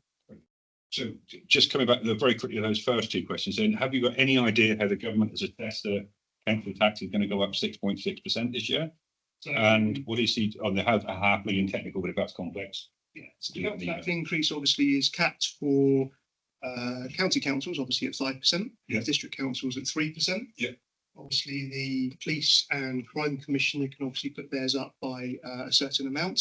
I think one of the bills going up by 5.2%. That's the police one. Fire authority is going up by 4.78%. But obviously, town and parish councils have got no restriction on how much they can put theirs up by. So some of those could go up by higher percentages. So the average amount going up could be higher because of the increase on town and parishes as well. They're not restricted by how much their bills can go up. It's interesting, but I mean, bear in mind, town and parish councils are tiny, half of districts and 20th of counties. I find it hard to think that would push it so high. Some town and parishes are higher, so there are some quite considerable town and parish family equivalents. Okay, thanks for that. And sorry, one last one. Why is S&R? We discussed S&R, the grant distribution. Thank you, Councillor. We discussed the grant distribution at S&R, and our deliberations don't seem to appear anywhere. The deliberations were to bring it to full council this evening. And there was no discussion around actually where the money was going to go to. So we discussed it at S&R. Don't think there was any formal resolution to say we want to put the money from here, here and here. It was to bring it to full council once we'd gone out to all of the organisations, because that strategy and resources could only have the representation on age concern. It was a little bit unfair to award grant allocations at that stage without having heard from the other grant organisations. So we went out to them. All of the 4 organisations have now responded, as you saw in the correspondence yesterday, and it was felt S&R bring it to this meeting once they've had that to then consider having received all information. The technical adjustment was made by government around business rate pooling, because obviously when they reset the business rates income and took all of the growth away in December and reset that and gave us a new number, that took into account an assumed level of income from business rate pool. So you'll recall that we were part of a Devon-wide pool. So if we grew and we had extra business rates, we got to keep 50% of the growth. The other 50% that would have gone back to government actually went into a Devon pool, and we got an element of that back as well. So when they did the original calculation for business rates pooling, they left that in as part of the settlement. So the government rethought about that and took that away as part of the final settlement, which is where the £500,000 adjustments come from. Thank you. Councillor Creighton, did you want to comment on something? Well, only on strategic grants situation, it did come to S&R. I think Councillor Walker suggested that next year we'd do things a bit differently and have it part of the budget. I'm going to move in a few minutes that we actually allocate 3,000 to each of the 5 organisations. I think it's unfair on agencies like Age Concern because they get little compared to the others. It's always going to be like that. So I think the fairest way would be to distribute that 15,000 amongst the 5. Although there might be differences of opinion on this, we'll see. But that's what I'm going to suggest we do. Okay. Yeah, I think I'm on the same line as Councillor Crabb, really. I think the John's multipliers, and you explain everything brilliantly, John. And thank you for the one. But the business rate multipliers and everything just blows my mind, and it is causing a lot of anxiety, uncertainty among businesses. Classic government thing, and everything. This new thing, and businesses are hearing one figure and they're not the other. I guess how can we sort of generally support? Because I mean, what I'm hearing is that actually it's not going to be that big an impact. for small businesses. Yet what I'm hearing and what I'm out and about is that, oh my God, I'm going to be back, I'm going, this is going to take me down. So, quickly, I guess that when they get the bill, hopefully it'll be a pleasant surprise there. But your typical pub, for instance, I don't want to choose a pub because it would be unfair. But, From so many. yeah. I'm trying to be not going, that's not what will be the impact and how can we build people that's figure that back, because they are hearing that high figure, but not seeing that multiplier. Yes. Yeah, the flagship figure is the rateable value figure. That's the figure they're hearing. Yes. They're knowing their rateable. They've gone onto the government website and seen their rateable value has gone from X to Y. You can on the government website go in there and it will calculate what your rates are likely to be. So Can you customers, share that link? Because it'd be useful. yeah. So obviously on the government website, you can obviously get your rateable value. You have to put certain information in, but you can then see what your estimated rates bill will be based on the type of business you are. Rates bills will obviously be going out at the second week of March. So a couple of weeks time, those rates they'll be coming shortly. But in the meantime, if there are concerned businesses, they can contact the team. We have all the rates figures in terms of what the likely bill will be for next year. So they can contact the team. We can give them what their rates figure will be. But the example I gave earlier was a pub as well. So that was a pub that had gone from 17,000 to 31,000 and their rates bill hasn't gone up because of the changes and the reliefs that are in place. So hopefully that reassures that a lot of the small businesses will be protected, but a lot of the main businesses that are retail, hospitality and this government website, you can get your rates estimated and you can get it on there. So I'll send the link out to members tomorrow. Councillor Peter Lever. Yeah, thanks very much. Really, I'd like to thank officers for all the hard work that's gone into this. There's clearly been enormous changes in the way that business rates are calculated and in the fair funding. And some of those changes, as you heard, very, very last minute. And I think through the work of Ken and John and our MP, we've managed to stave off what could have been quite a sort of disastrous change at the last minute. And I'm really pleased that we've, even with all of these strictures in place, we've still got a budget that helps to deliver our ambitious programme of dealing with the housing crisis and of regenerating our major towns. Sorry, South Motton and Braunton, but regenerating Ilfracombe and Barnstable. On the issue of the business rates, I think something that goes out through the council comms to businesses would be really helpful. And I know that there was a meeting that businesses were invited to a couple of weeks ago, I think. Yeah, talk about that where you were able to tell them about the change in business rates. I mean, on the grants issue, I mean, it's such a tiny part of a large budget, but every year it is. It's dreadful to see that we've not been in a position where we've been able to increase grants to any of those organisations over the years because of the strictures that have been put on us, that long-running period of austerity. And it's invidious to try and choose between any of those organisations who, they go from sort of safeguarding our heritage to looking after our environment, that providing support to people when they really need it. And I think the leader's suggestion that the little bit of extra grant that we've got is split evenly between them is one that we ought to support. Thank you. Councillor Trinos.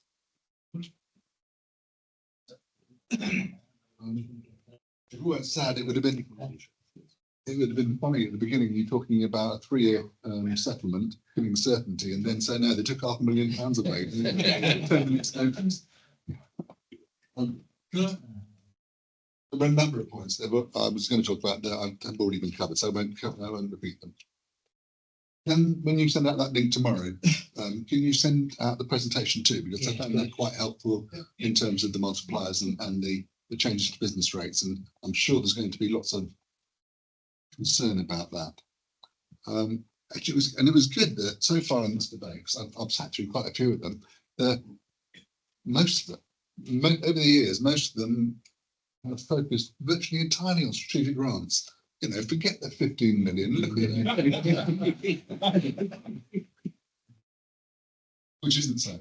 But and I've heard what Councillor Cretton's going to say about strategic grants in a minute, but I think that's possibly an error in that what we ought to more reasonably do is clearly add back the £3,000 to the record office because we don't want to leave them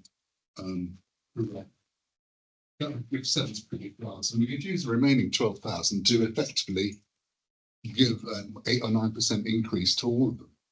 And the message there would be that because of the district council's action in setting up a community lottery, we are able to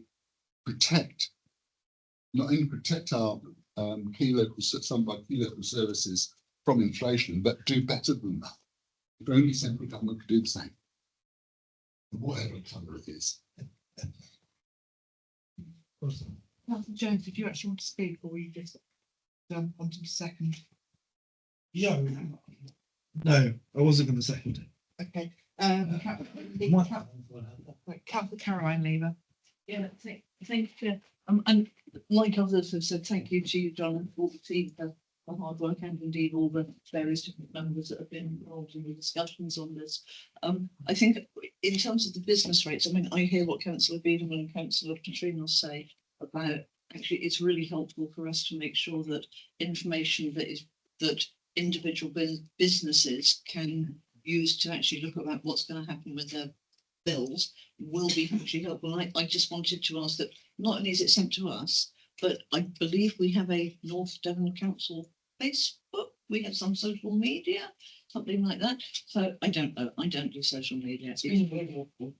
But it strikes me the more we can get that out, that people can go onto the calculator, the more able we are to enable businesses to take control of their own future planning as well. So I'd just like to, any way we can possibly get that out in different forms, I would love to see that. Thinking about the strategic grants, I support very much the proposal that we hear the leader is going to be bringing forward. £12,000 from the community lottery. Actually, that's a windfall, and it's something that the lottery is something that the council decided to do specifically so that we could raise money for doing good things with, and indeed there will be winners out there as well, and so that's a good thing too. I think to keep things simple, and each of those organisations could make a really strong, and I think have made a strong argument as to why they should get a larger amount. It is really difficult to choose. If we had more, we would do more. I will support the splitting evenly between the different organisations. If I could just come back on the business rates design, the team have sent out via comms the changes to businesses. So all the businesses have been notified of changes as well. So that has gone out there. Obviously, that will be resent over the next couple of weeks as well in advance of the bills going out. If we send the link out, then obviously that will be passed out to business. Thank you. Councillor Bushell.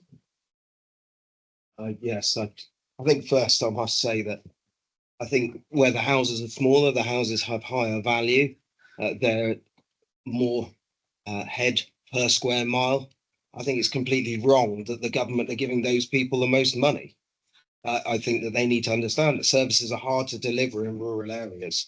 And we do need to try and influence another U-turn from stammering Starmer.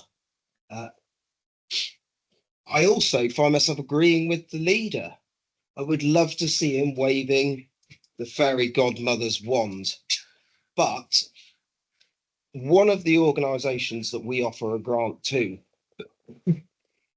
offers support to absolutely every single person who uses the other or can offer services to all of the people who use all of the other grant applicants. And that's the Citizens Advice Bureau.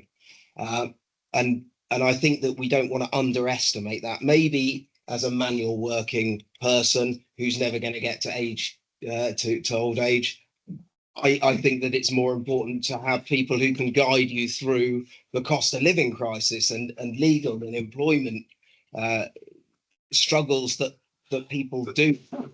But I know that the Citizens Advice are often staffed and used by older members of our community.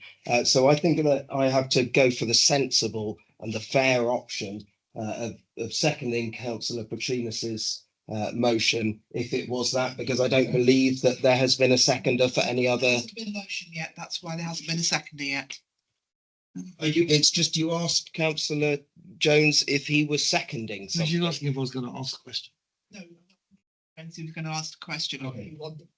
I do think we need to think about it a little bit more, because some of the grant applicants represent a wider demographic than others, and therefore they're helping a wider number of people. And the Citizens Advice Bureau, I think, really do incredible work in helping people through systems that are getting increasingly hard to understand, as John pointed out, with all of the business rate stuff.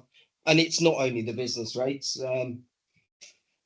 because they're going to employ people now to understand the business rates and to help them through all of this new red tape. So the government really, I think, have just lost the grip and are trying to confuse everyone into paying more taxes in a country where we're already paying on par with Sweden. And I've been there for one weekend. They get much more value for their money in a socialist society. I think our government's lost its way, and it's hindering the people of North Devon. Councillor Lane. Probably something different, maybe like.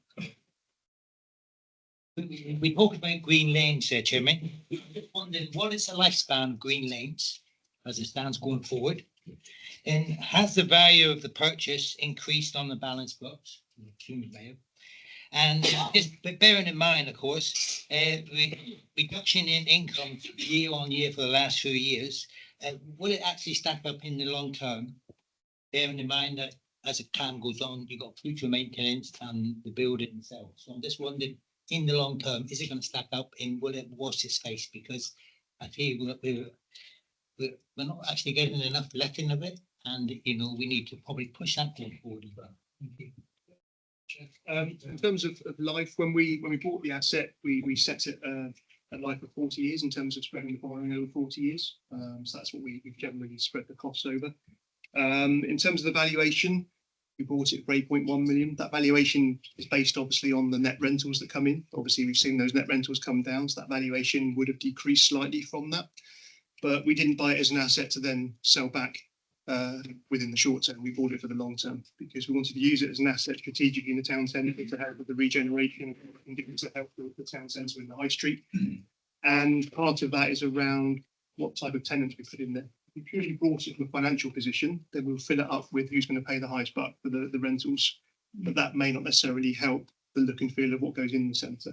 So that's why we wanted to make sure the tenants that go in there are appropriate and fit the bill in terms of what we want to do in the town centre. So that might not necessarily give us the highest rental, but we always made that clear from the outset when we bought it in 21 that as long as it washed its face financially, which it does and it continues to do, then that's better for the town centre to make sure it's used appropriately, which is why we put our own hub in there. Yes, that doesn't pay us an income, but it provides a council service over more days than it was providing before. So it's about that long-term picture. Retail is obviously changing, as we know. So from 21, when we bought the centre, the retail market was obviously struggling because we were coming out of the pandemic. That has picked up, and we're starting to see interest in tenants going back into Green Lanes, which is great. And we've got a couple of potential tenants now for the River Island unit, which again, we hope to have news on. So we are seeing it pick up. We haven't got many empty units in the centre, which compared to a lot of other towns is obviously a good achievement. And the income is paying for the cost of actually running the centre. So it's covering the cost of running the centre, it's covering the borrowing costs, and still provides a financial return back to the council. Okay, thank you, John. Thank you, Jane. Councillor Brown. Yeah. Sorry, thank you, Chair. I'd just like to, in response, I think, to it was Councillor Petrinas and Councillor Bushell about the strategic grants. We're never going to agree which of those groups are more deserving than others. I'm not saying that Citizens Advice or North Devon Voluntary Services, who support so many other charitable groups, small to larger groups, but to say that Age Concern is not needing in this area, and I'm looking around and I'm not being rude to anybody, but if you look at the councillors, how many here may be of pensionable age that would probably turn around and say that Age Concern is top of the list for us? I think the only fair way forward is for them all to be of equal so that 12, is it 12,000, 13, whatever, is spread equally, amongst those, voluntary groups. You will never find us all agreeing. I'm sorry, but you won't. Well said. Well said. Councillor Morgan. Reading. Chairman, just coming back to what has just been said, and the Councillor Bushell, am I correct in saying that we're actually already giving 45,000 to to citizens advice, whereas, for example, to Age Concerned, there's only 4,750 or something like that. So we're already making a big difference between them. So I'm supporting the idea of dividing the 15,000 5 ways, 3,000 each. Thank you. Just for clarification before we move on to reports on this.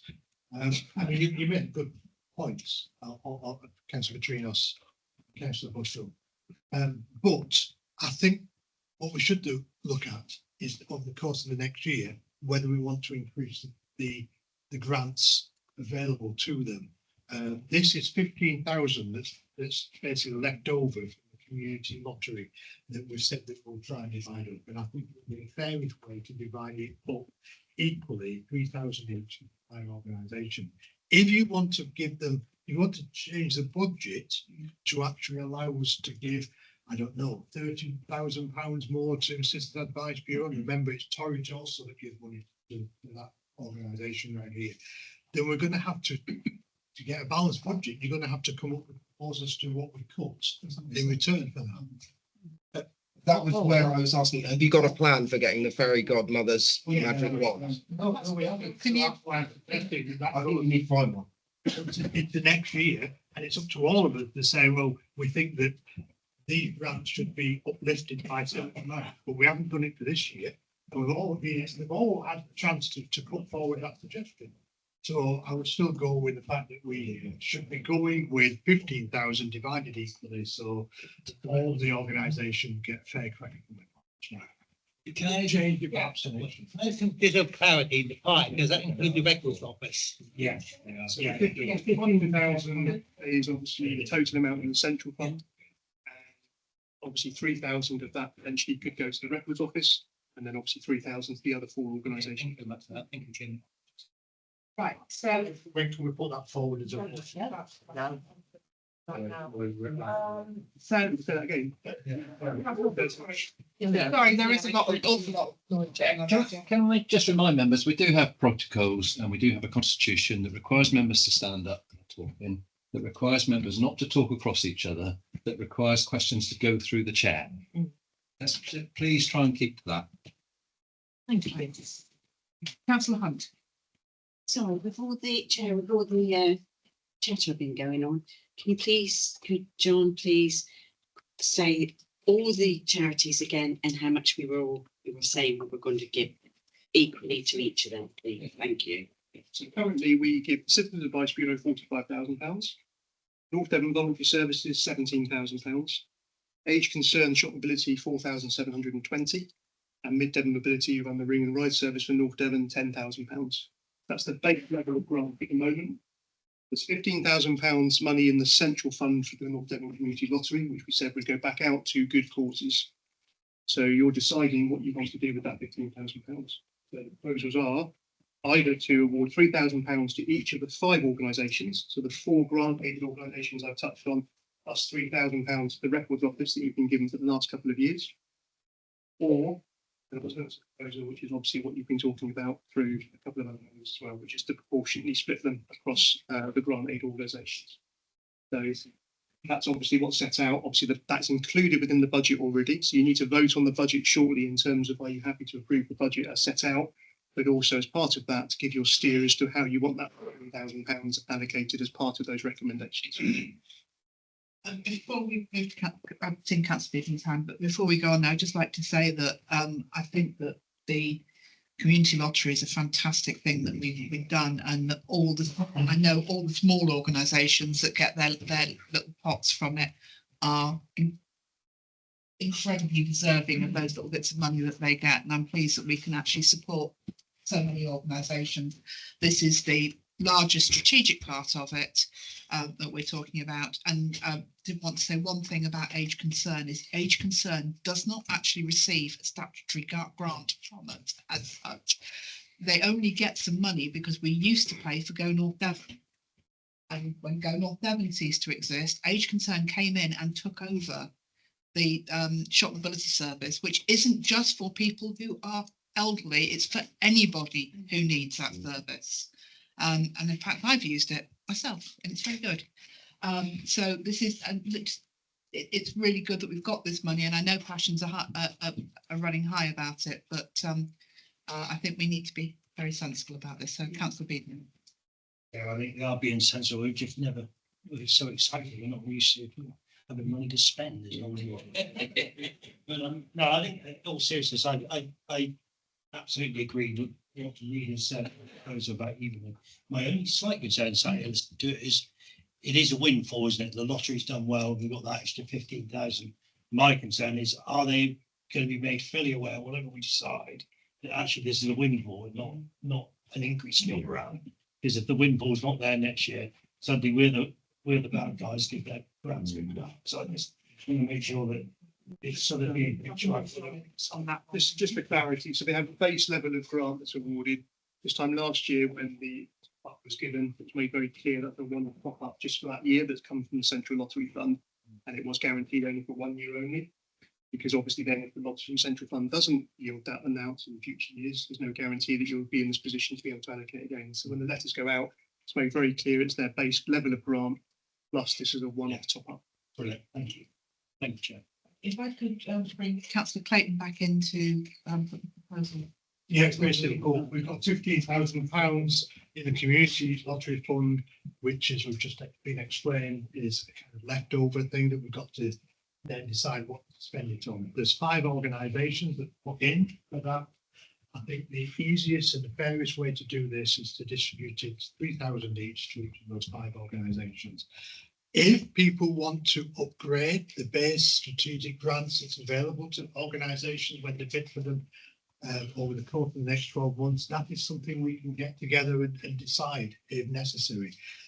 Bear in mind that Citizens Advice is a joint enterprise with Torridge, and Torridge gives the same amount of money that we do. I think it's about £20,000 each. Is that correct? Sorry, Torridge and North Devon for Citizens Advice. 45,000. They give slightly less than that, but it's not as high as that, but still. But that's something that we could, if we think there's an organisation out there that's deserving of a lot more money, then we've got to come up with that and think, well, where's the money going to come from? What do we come for? But at the moment, there's 15,000. It's not a massive amount of money at all. It's quite a lot, as the Walker alludes to some of these organisations. I think the fairest way to distribute it equally amongst those 5, 3,000 each. That's awesome. So just to be clear, Chair, obviously that's the proposal in terms of the grant. That does form part of the wider budget. So obviously you're considering this as a whole report. So you do need to consider it as all of the recommendations, not just about the strategic grants. Yeah. So the proposal obviously is the recommendations in your report on page 140, which is 2.1 and 2.2. And that shows in 2.11 up to 2.14 and 2.21 up to 2.24.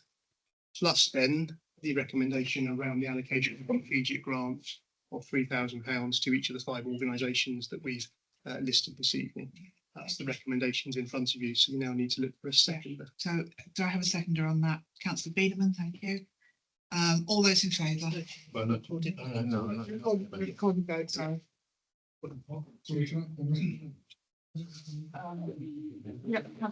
Councillor between us. I'll take advice, no doubt, on whether this is an amendment or it's struck out by standing orders. But I think I agree with all the rest of the budget, obviously. It's just the strategic grant bit where I think that the most fair and equitable way, as well as the easiest message to communicate, would be that we increase the strategic grants by the same proportion each and include 3,000 from the Records Office, which is like I think it's about whatever it's 10% odd increase for the strategic ones.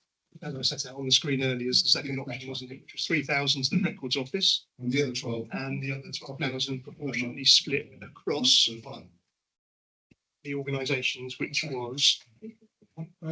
Edge concern would then only get 800,000. If you did it that way, then the £3,000 would go to the Records Office, 7,080 would go to Citizens Advice, 2,640 would go to the voluntary services, £720 to Age Concern, and 1,560 to Mid Devon Mobility Ring and Ride. That would allocate the 15,000 with the 3,000 going to the Records Office. So that's the amendment that's coming forwards. You're going into the first, second, the chair. Councillor Rusty, did you? May I just suggest that instead of voting on this as part of the whole budget, we vote on what strategic grants we want to take forward first? We're not going to do that? Oh, I'm so sorry for wasting everyone's time then. Councillor Jones. Yes. So we need to take the amendment as of splitting. Sorry.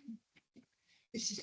I've got to get this straight in my mind, and if other people are talking, I can't do that, and I need to get this right because it's really, really important. Okay, so Councillor Wilson, sorry. Can we have the slide back up with the figures on?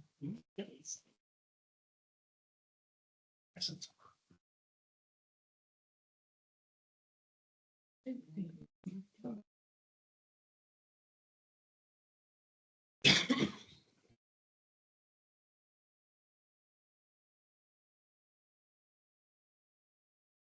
Madam Chair, sorry, Chair. If the amendment fails, we go back to £3,000 as Councillor Clayton said. Thank you very much. Yes.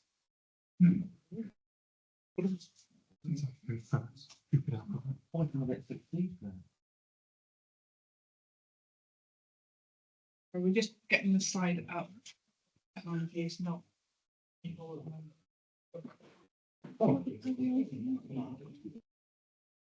There's a bit of quiz.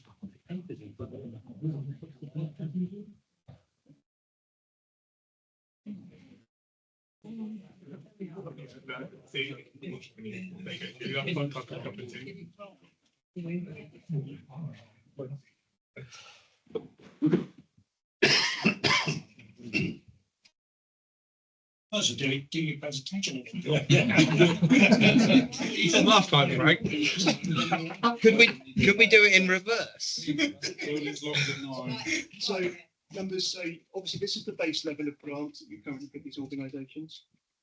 If you decide to proportionately split them, then obviously you're getting 3,000 to the Records Office, 7,080, which would increase the Citizens Advice Bureau to 52,000, 2,600 to the voluntary services, which increases those to 19,000, and so on, 720 to 5,460. So that's the amendment that's in front of you. That's what you are voting on currently, which is to approve the budget with the allocation of grants proportionally.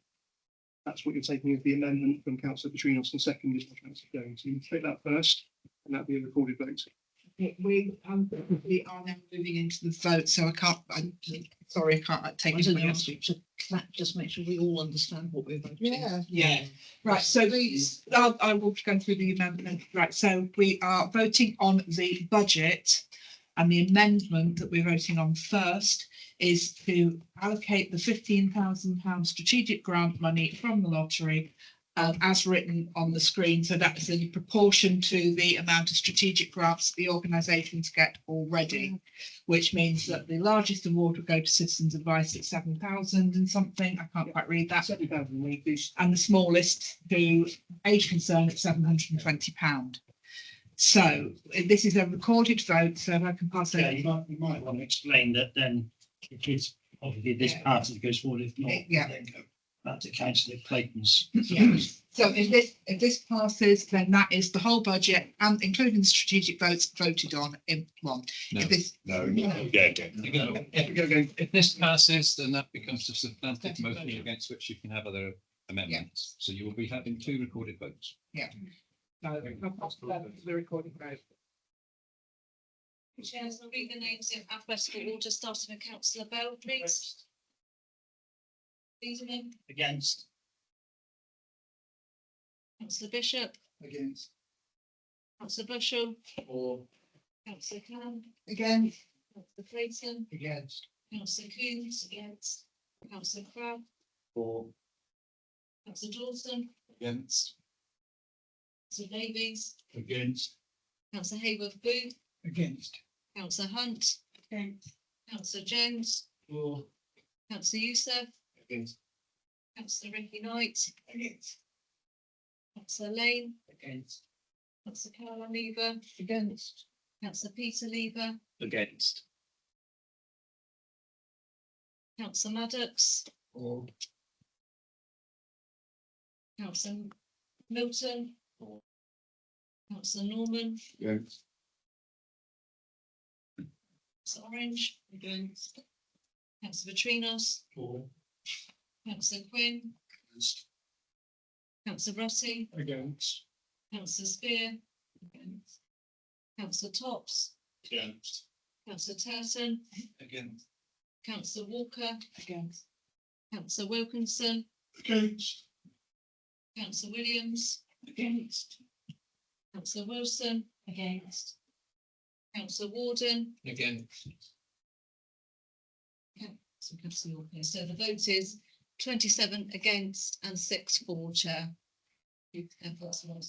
So the substantive motion is as we take the budget, including a equal dividing of the extras, statutory strategic grant plus £3,000 to the Records Office. So £3,000 to each organisation as listed on the slide. And then this will be another recorded vote, and this is a substantive motion. Yeah, and just to make it, you are voting on the whole of the budget. As set out in the papers. This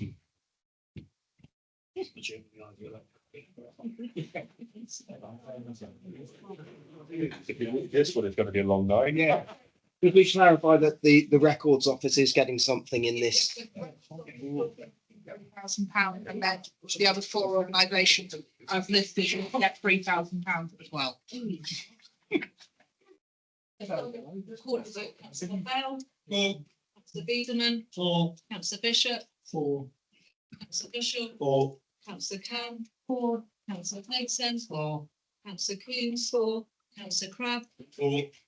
Councillor Dawson, For. Councillor Davies, Or. Councillor Hayworth Booth, Or. Councillor Hunt, for, Councillor Jones, Or. Councillor Youssef, For. Councillor Ricky Knight, For. Councillor Lane, Or. Councillor Caroline Lever, for, Councillor Peter Lever, For. Councillor Maddox, Or. Councillor Milton, Councillor Norman, For. Councillor Orange, Councillor Vitrinos, Councillor Quinn, For. Councillor Rutty, For. Councillor Spear, for, Councillor Tops, For. Councillor Turton, For. Councillor Walker, For. Councillor Wilkinson, For. Councillor Williams, for, Councillor Wilson, for, and Councillor Warden. For. That's 33 votes for, so therefore it's carried, Chair. Thank you. Thank you. Item 16, the Treasury Management Strategy Statement 2026-2027. The shorter one, next one, members. Members, this report sets out your borrowing requirements and how we fund the capital programme. In terms of our capital financing requirement, it sets out total borrowing need to finance the capital programme, and we're projecting this to be circa 39 million at the end of the current financial year, increasing to 43 million at the end of 26-27.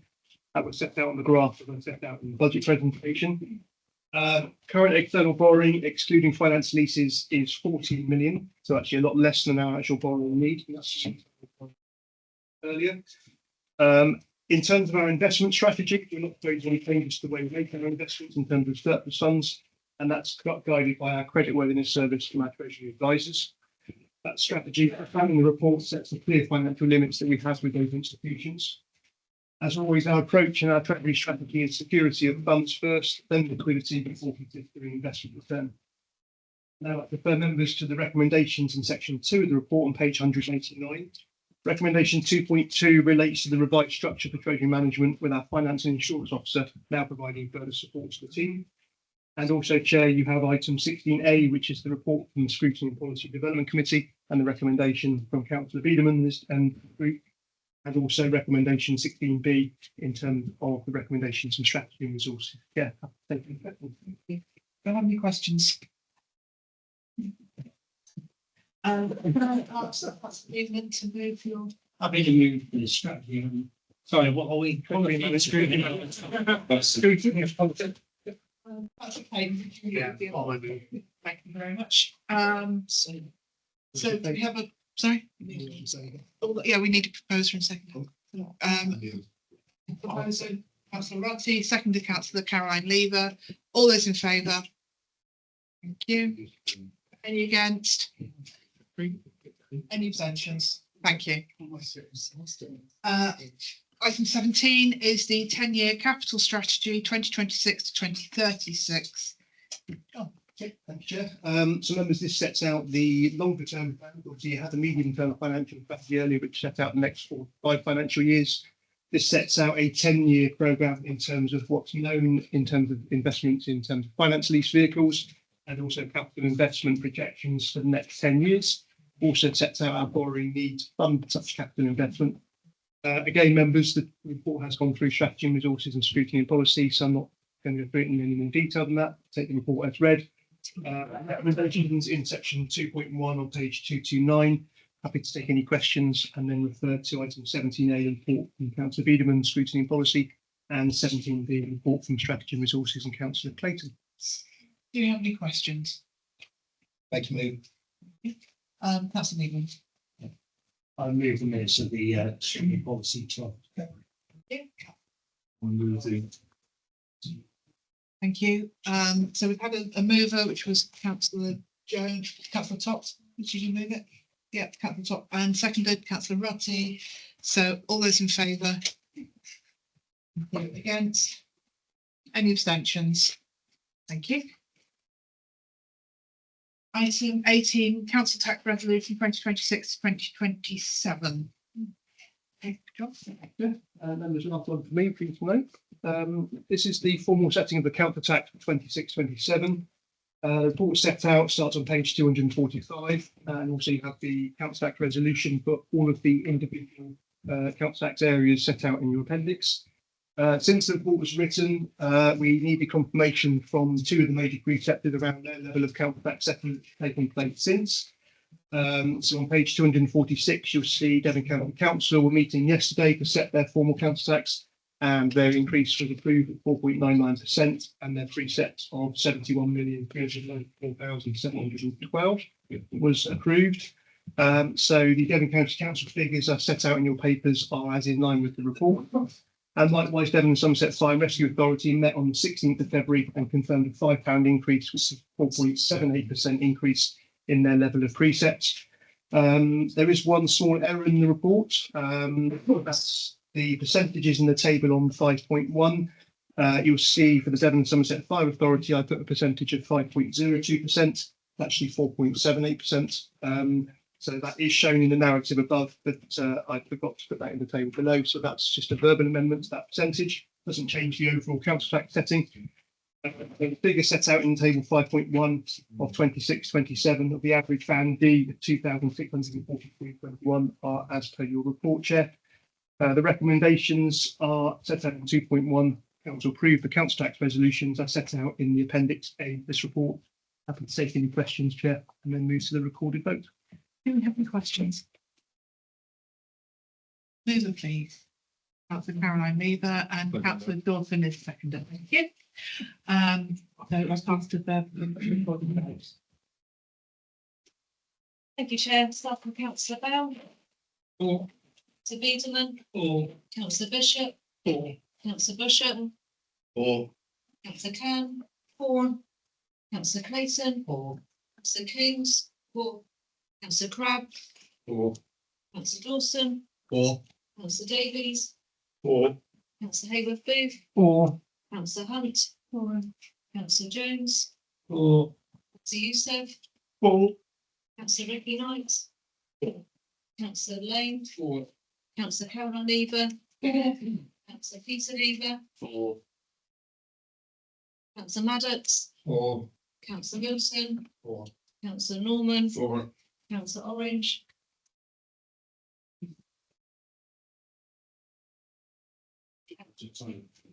councillor Petrinos, councillor Quinn, councillor Rossi, councillor Spear, councillor Tops, councillor Turton, councillor Walker, councillor Wilkinson, councillor Williams, councillor Wilson, and councillor Warden. 32 votes for, therefore that's carried, Chair. Item 19, appointments to committees 2025-2026.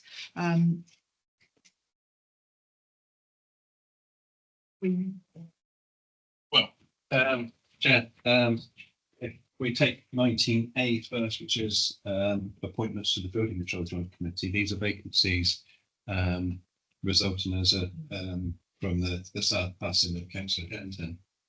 They are seats that are held by the independent group.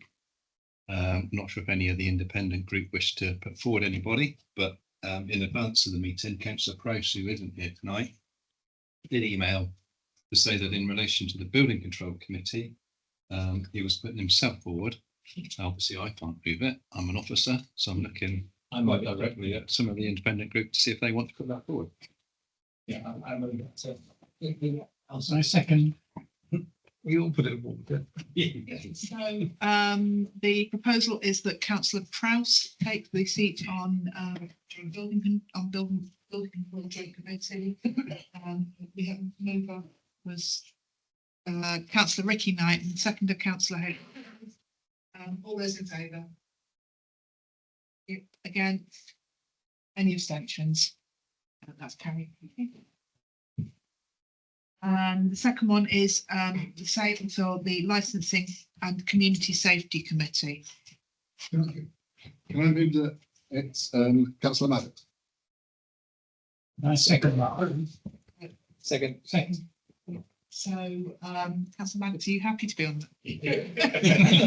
Over the moon. So we have councillor Maddox proposed by councillor Petrino, seconded by councillor Howard Blue. All those in favour? Thank you. Any against? Any abstentions? Item C is the North Devon Crematorium Joint Committee. May I propose councillor Petrinos? Can I second that? You spoke about our coffee, haven't you? So, yeah, councillor Petrinos proposed by councillor Bushell, seconded by councillor Jones. All those in favour? Thank you. Lovely, that's great. Thank you very much. So, we move on to item 20, which is an outside body appointment for the Flemington Key Environment Group, which I actually think has changed its name since, because it's actually the Heritage Centre at Flemington Key. So, councillor Clayton. Chair, in the interest of balance and politically, can I call councillor Joy Camp? Second. Councillor Bushell, all those in favour? I'd like to nominate myself, please. Well, I'd like to anyway. No one asked me, so I'll do it now. Yes, We've just taken the vote. well, yeah, but there's no space, see? But the vote was not counted by the time I had a chance to say, I'd like to nominate myself. Can't do that. Pardon? Read this and put yourself forward, Ricky. Pardon? We've all had the papers for a week. Can you put yourself- Right. Well, in any event, the vote has been taken. Well, that's very democratic. Thank you very much. Thanks for asking. I've been away, you see, and everybody knew that. So. Pardon? Right, we're not having a discussion about this, so that's the end of it. Right, anyway, so item 21, can I just ask for some clarification from Simon about if you can remember this one? Thank you, Chair. Yes, although just on reflection, Councillor Caroline Lever, I think you can remain, but just because this is another registrable interest, and I don't think there's an evidential direct impact on you from that. So, but all other members of S&R committee should leave a bottom. Councillor Milton as well.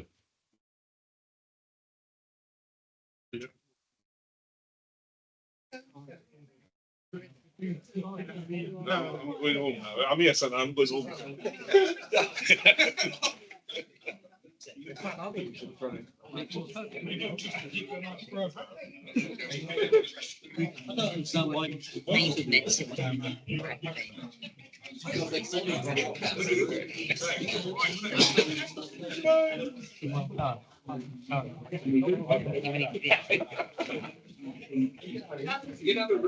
Right, members. Oh. Okay. Right. Thank you, Chair.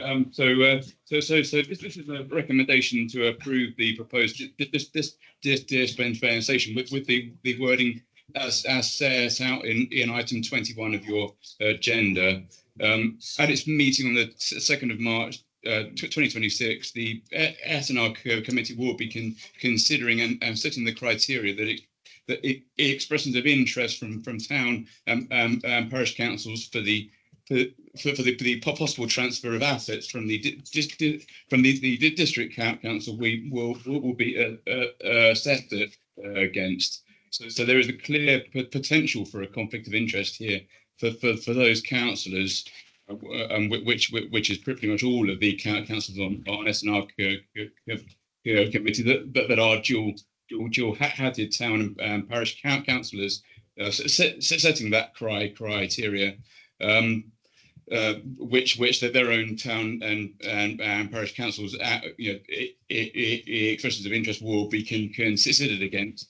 But it's important to note that the intention is that the actual applications themselves will be considered at a later S&R committee, and the intention is that the town and parish councillors will not be involved in determining their own town and parish councils' applications, as each will be considered separately. So this only relates to the criteria elements. So this is really to be pragmatic. So rather than have to rely on my delegated power to be able to keep in sort of the bare minimum, it makes more sense to be able to keep in all councillors to be able to make that decision. So that's why this dispensation is before you today. You wanted to? I just have a question, because we potentially could exclude all of S&R, apart from Councillor Lever and Councillor Milton. In that event, who would be the chair? Because if they voted against each other, the chair would then carry the vote. So you may as well get rid of Councillor Milton and just have Councillor Lever doing the vote, because it'll go through. I propose that we give the dispensation. I propose you just let Caroline run the show. You can join county if you'd like that. Can we have order, Chairman? Because this is. Yeah. It is a full council meeting, members. It's all recorded, Chairman. Councillor Norman. It's a bit of clarity, really. Because in April, there will be a reallocation of seats. Will this meeting at S&R happen before that date? The allocation. We're talking about an item going to S&R in the future about discussing assets being transferred. Yeah. In April, there could be a change of S&R. Will this this item might need to come again at the next full council. That's understood. This item, and as Simon has said, to make it clear, all we're voting on here tonight is a dispensation to allow those councillors to take part in a decision about setting the policy, not about actually deciding which pieces of land will transfer. That's a separate decision that will come later. And setting the policy will happen in the meeting on the 2nd of March. Decisions as to which land transfers as a result of setting that policy and as a result of the expressions of interest that have come in may take place later, but that won't be covered by dispensation. Councillor Dawson. It was just to ask for clarification, would that decision go through to the scrutiny committee? If so, do the scrutiny members require the same dispensation? No, the policy will be set by Strategy and Resources on the 2nd, and following that, any decisions as to which land will be transferred will be made by Strategy and Resources again. But again, that'll be at a later date. Thank you. Okay, so we have a proposer and a seconder. So can we move to the vote, please? All those in favour? Any against? Any abstentions? Thank you. Yes.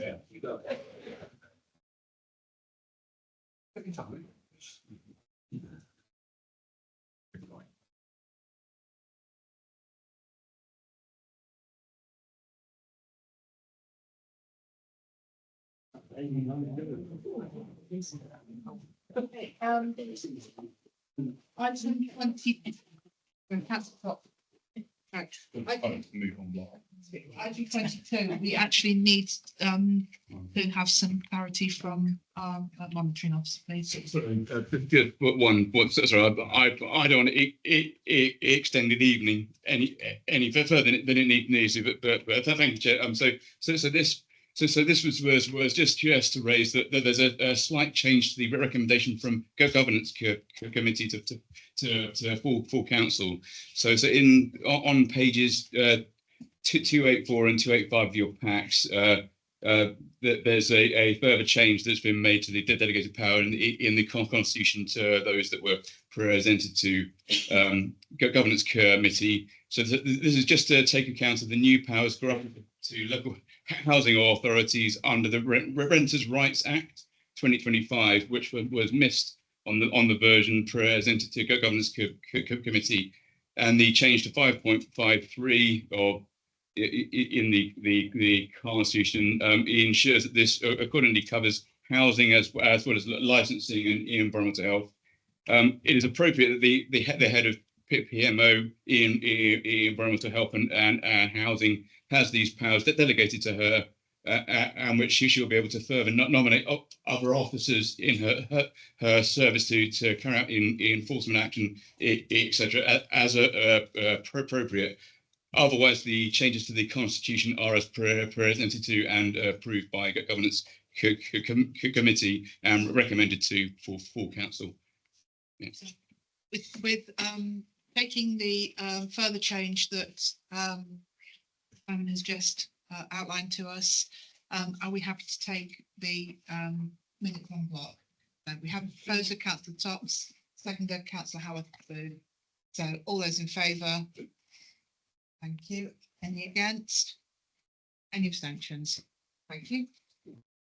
Thank you very much.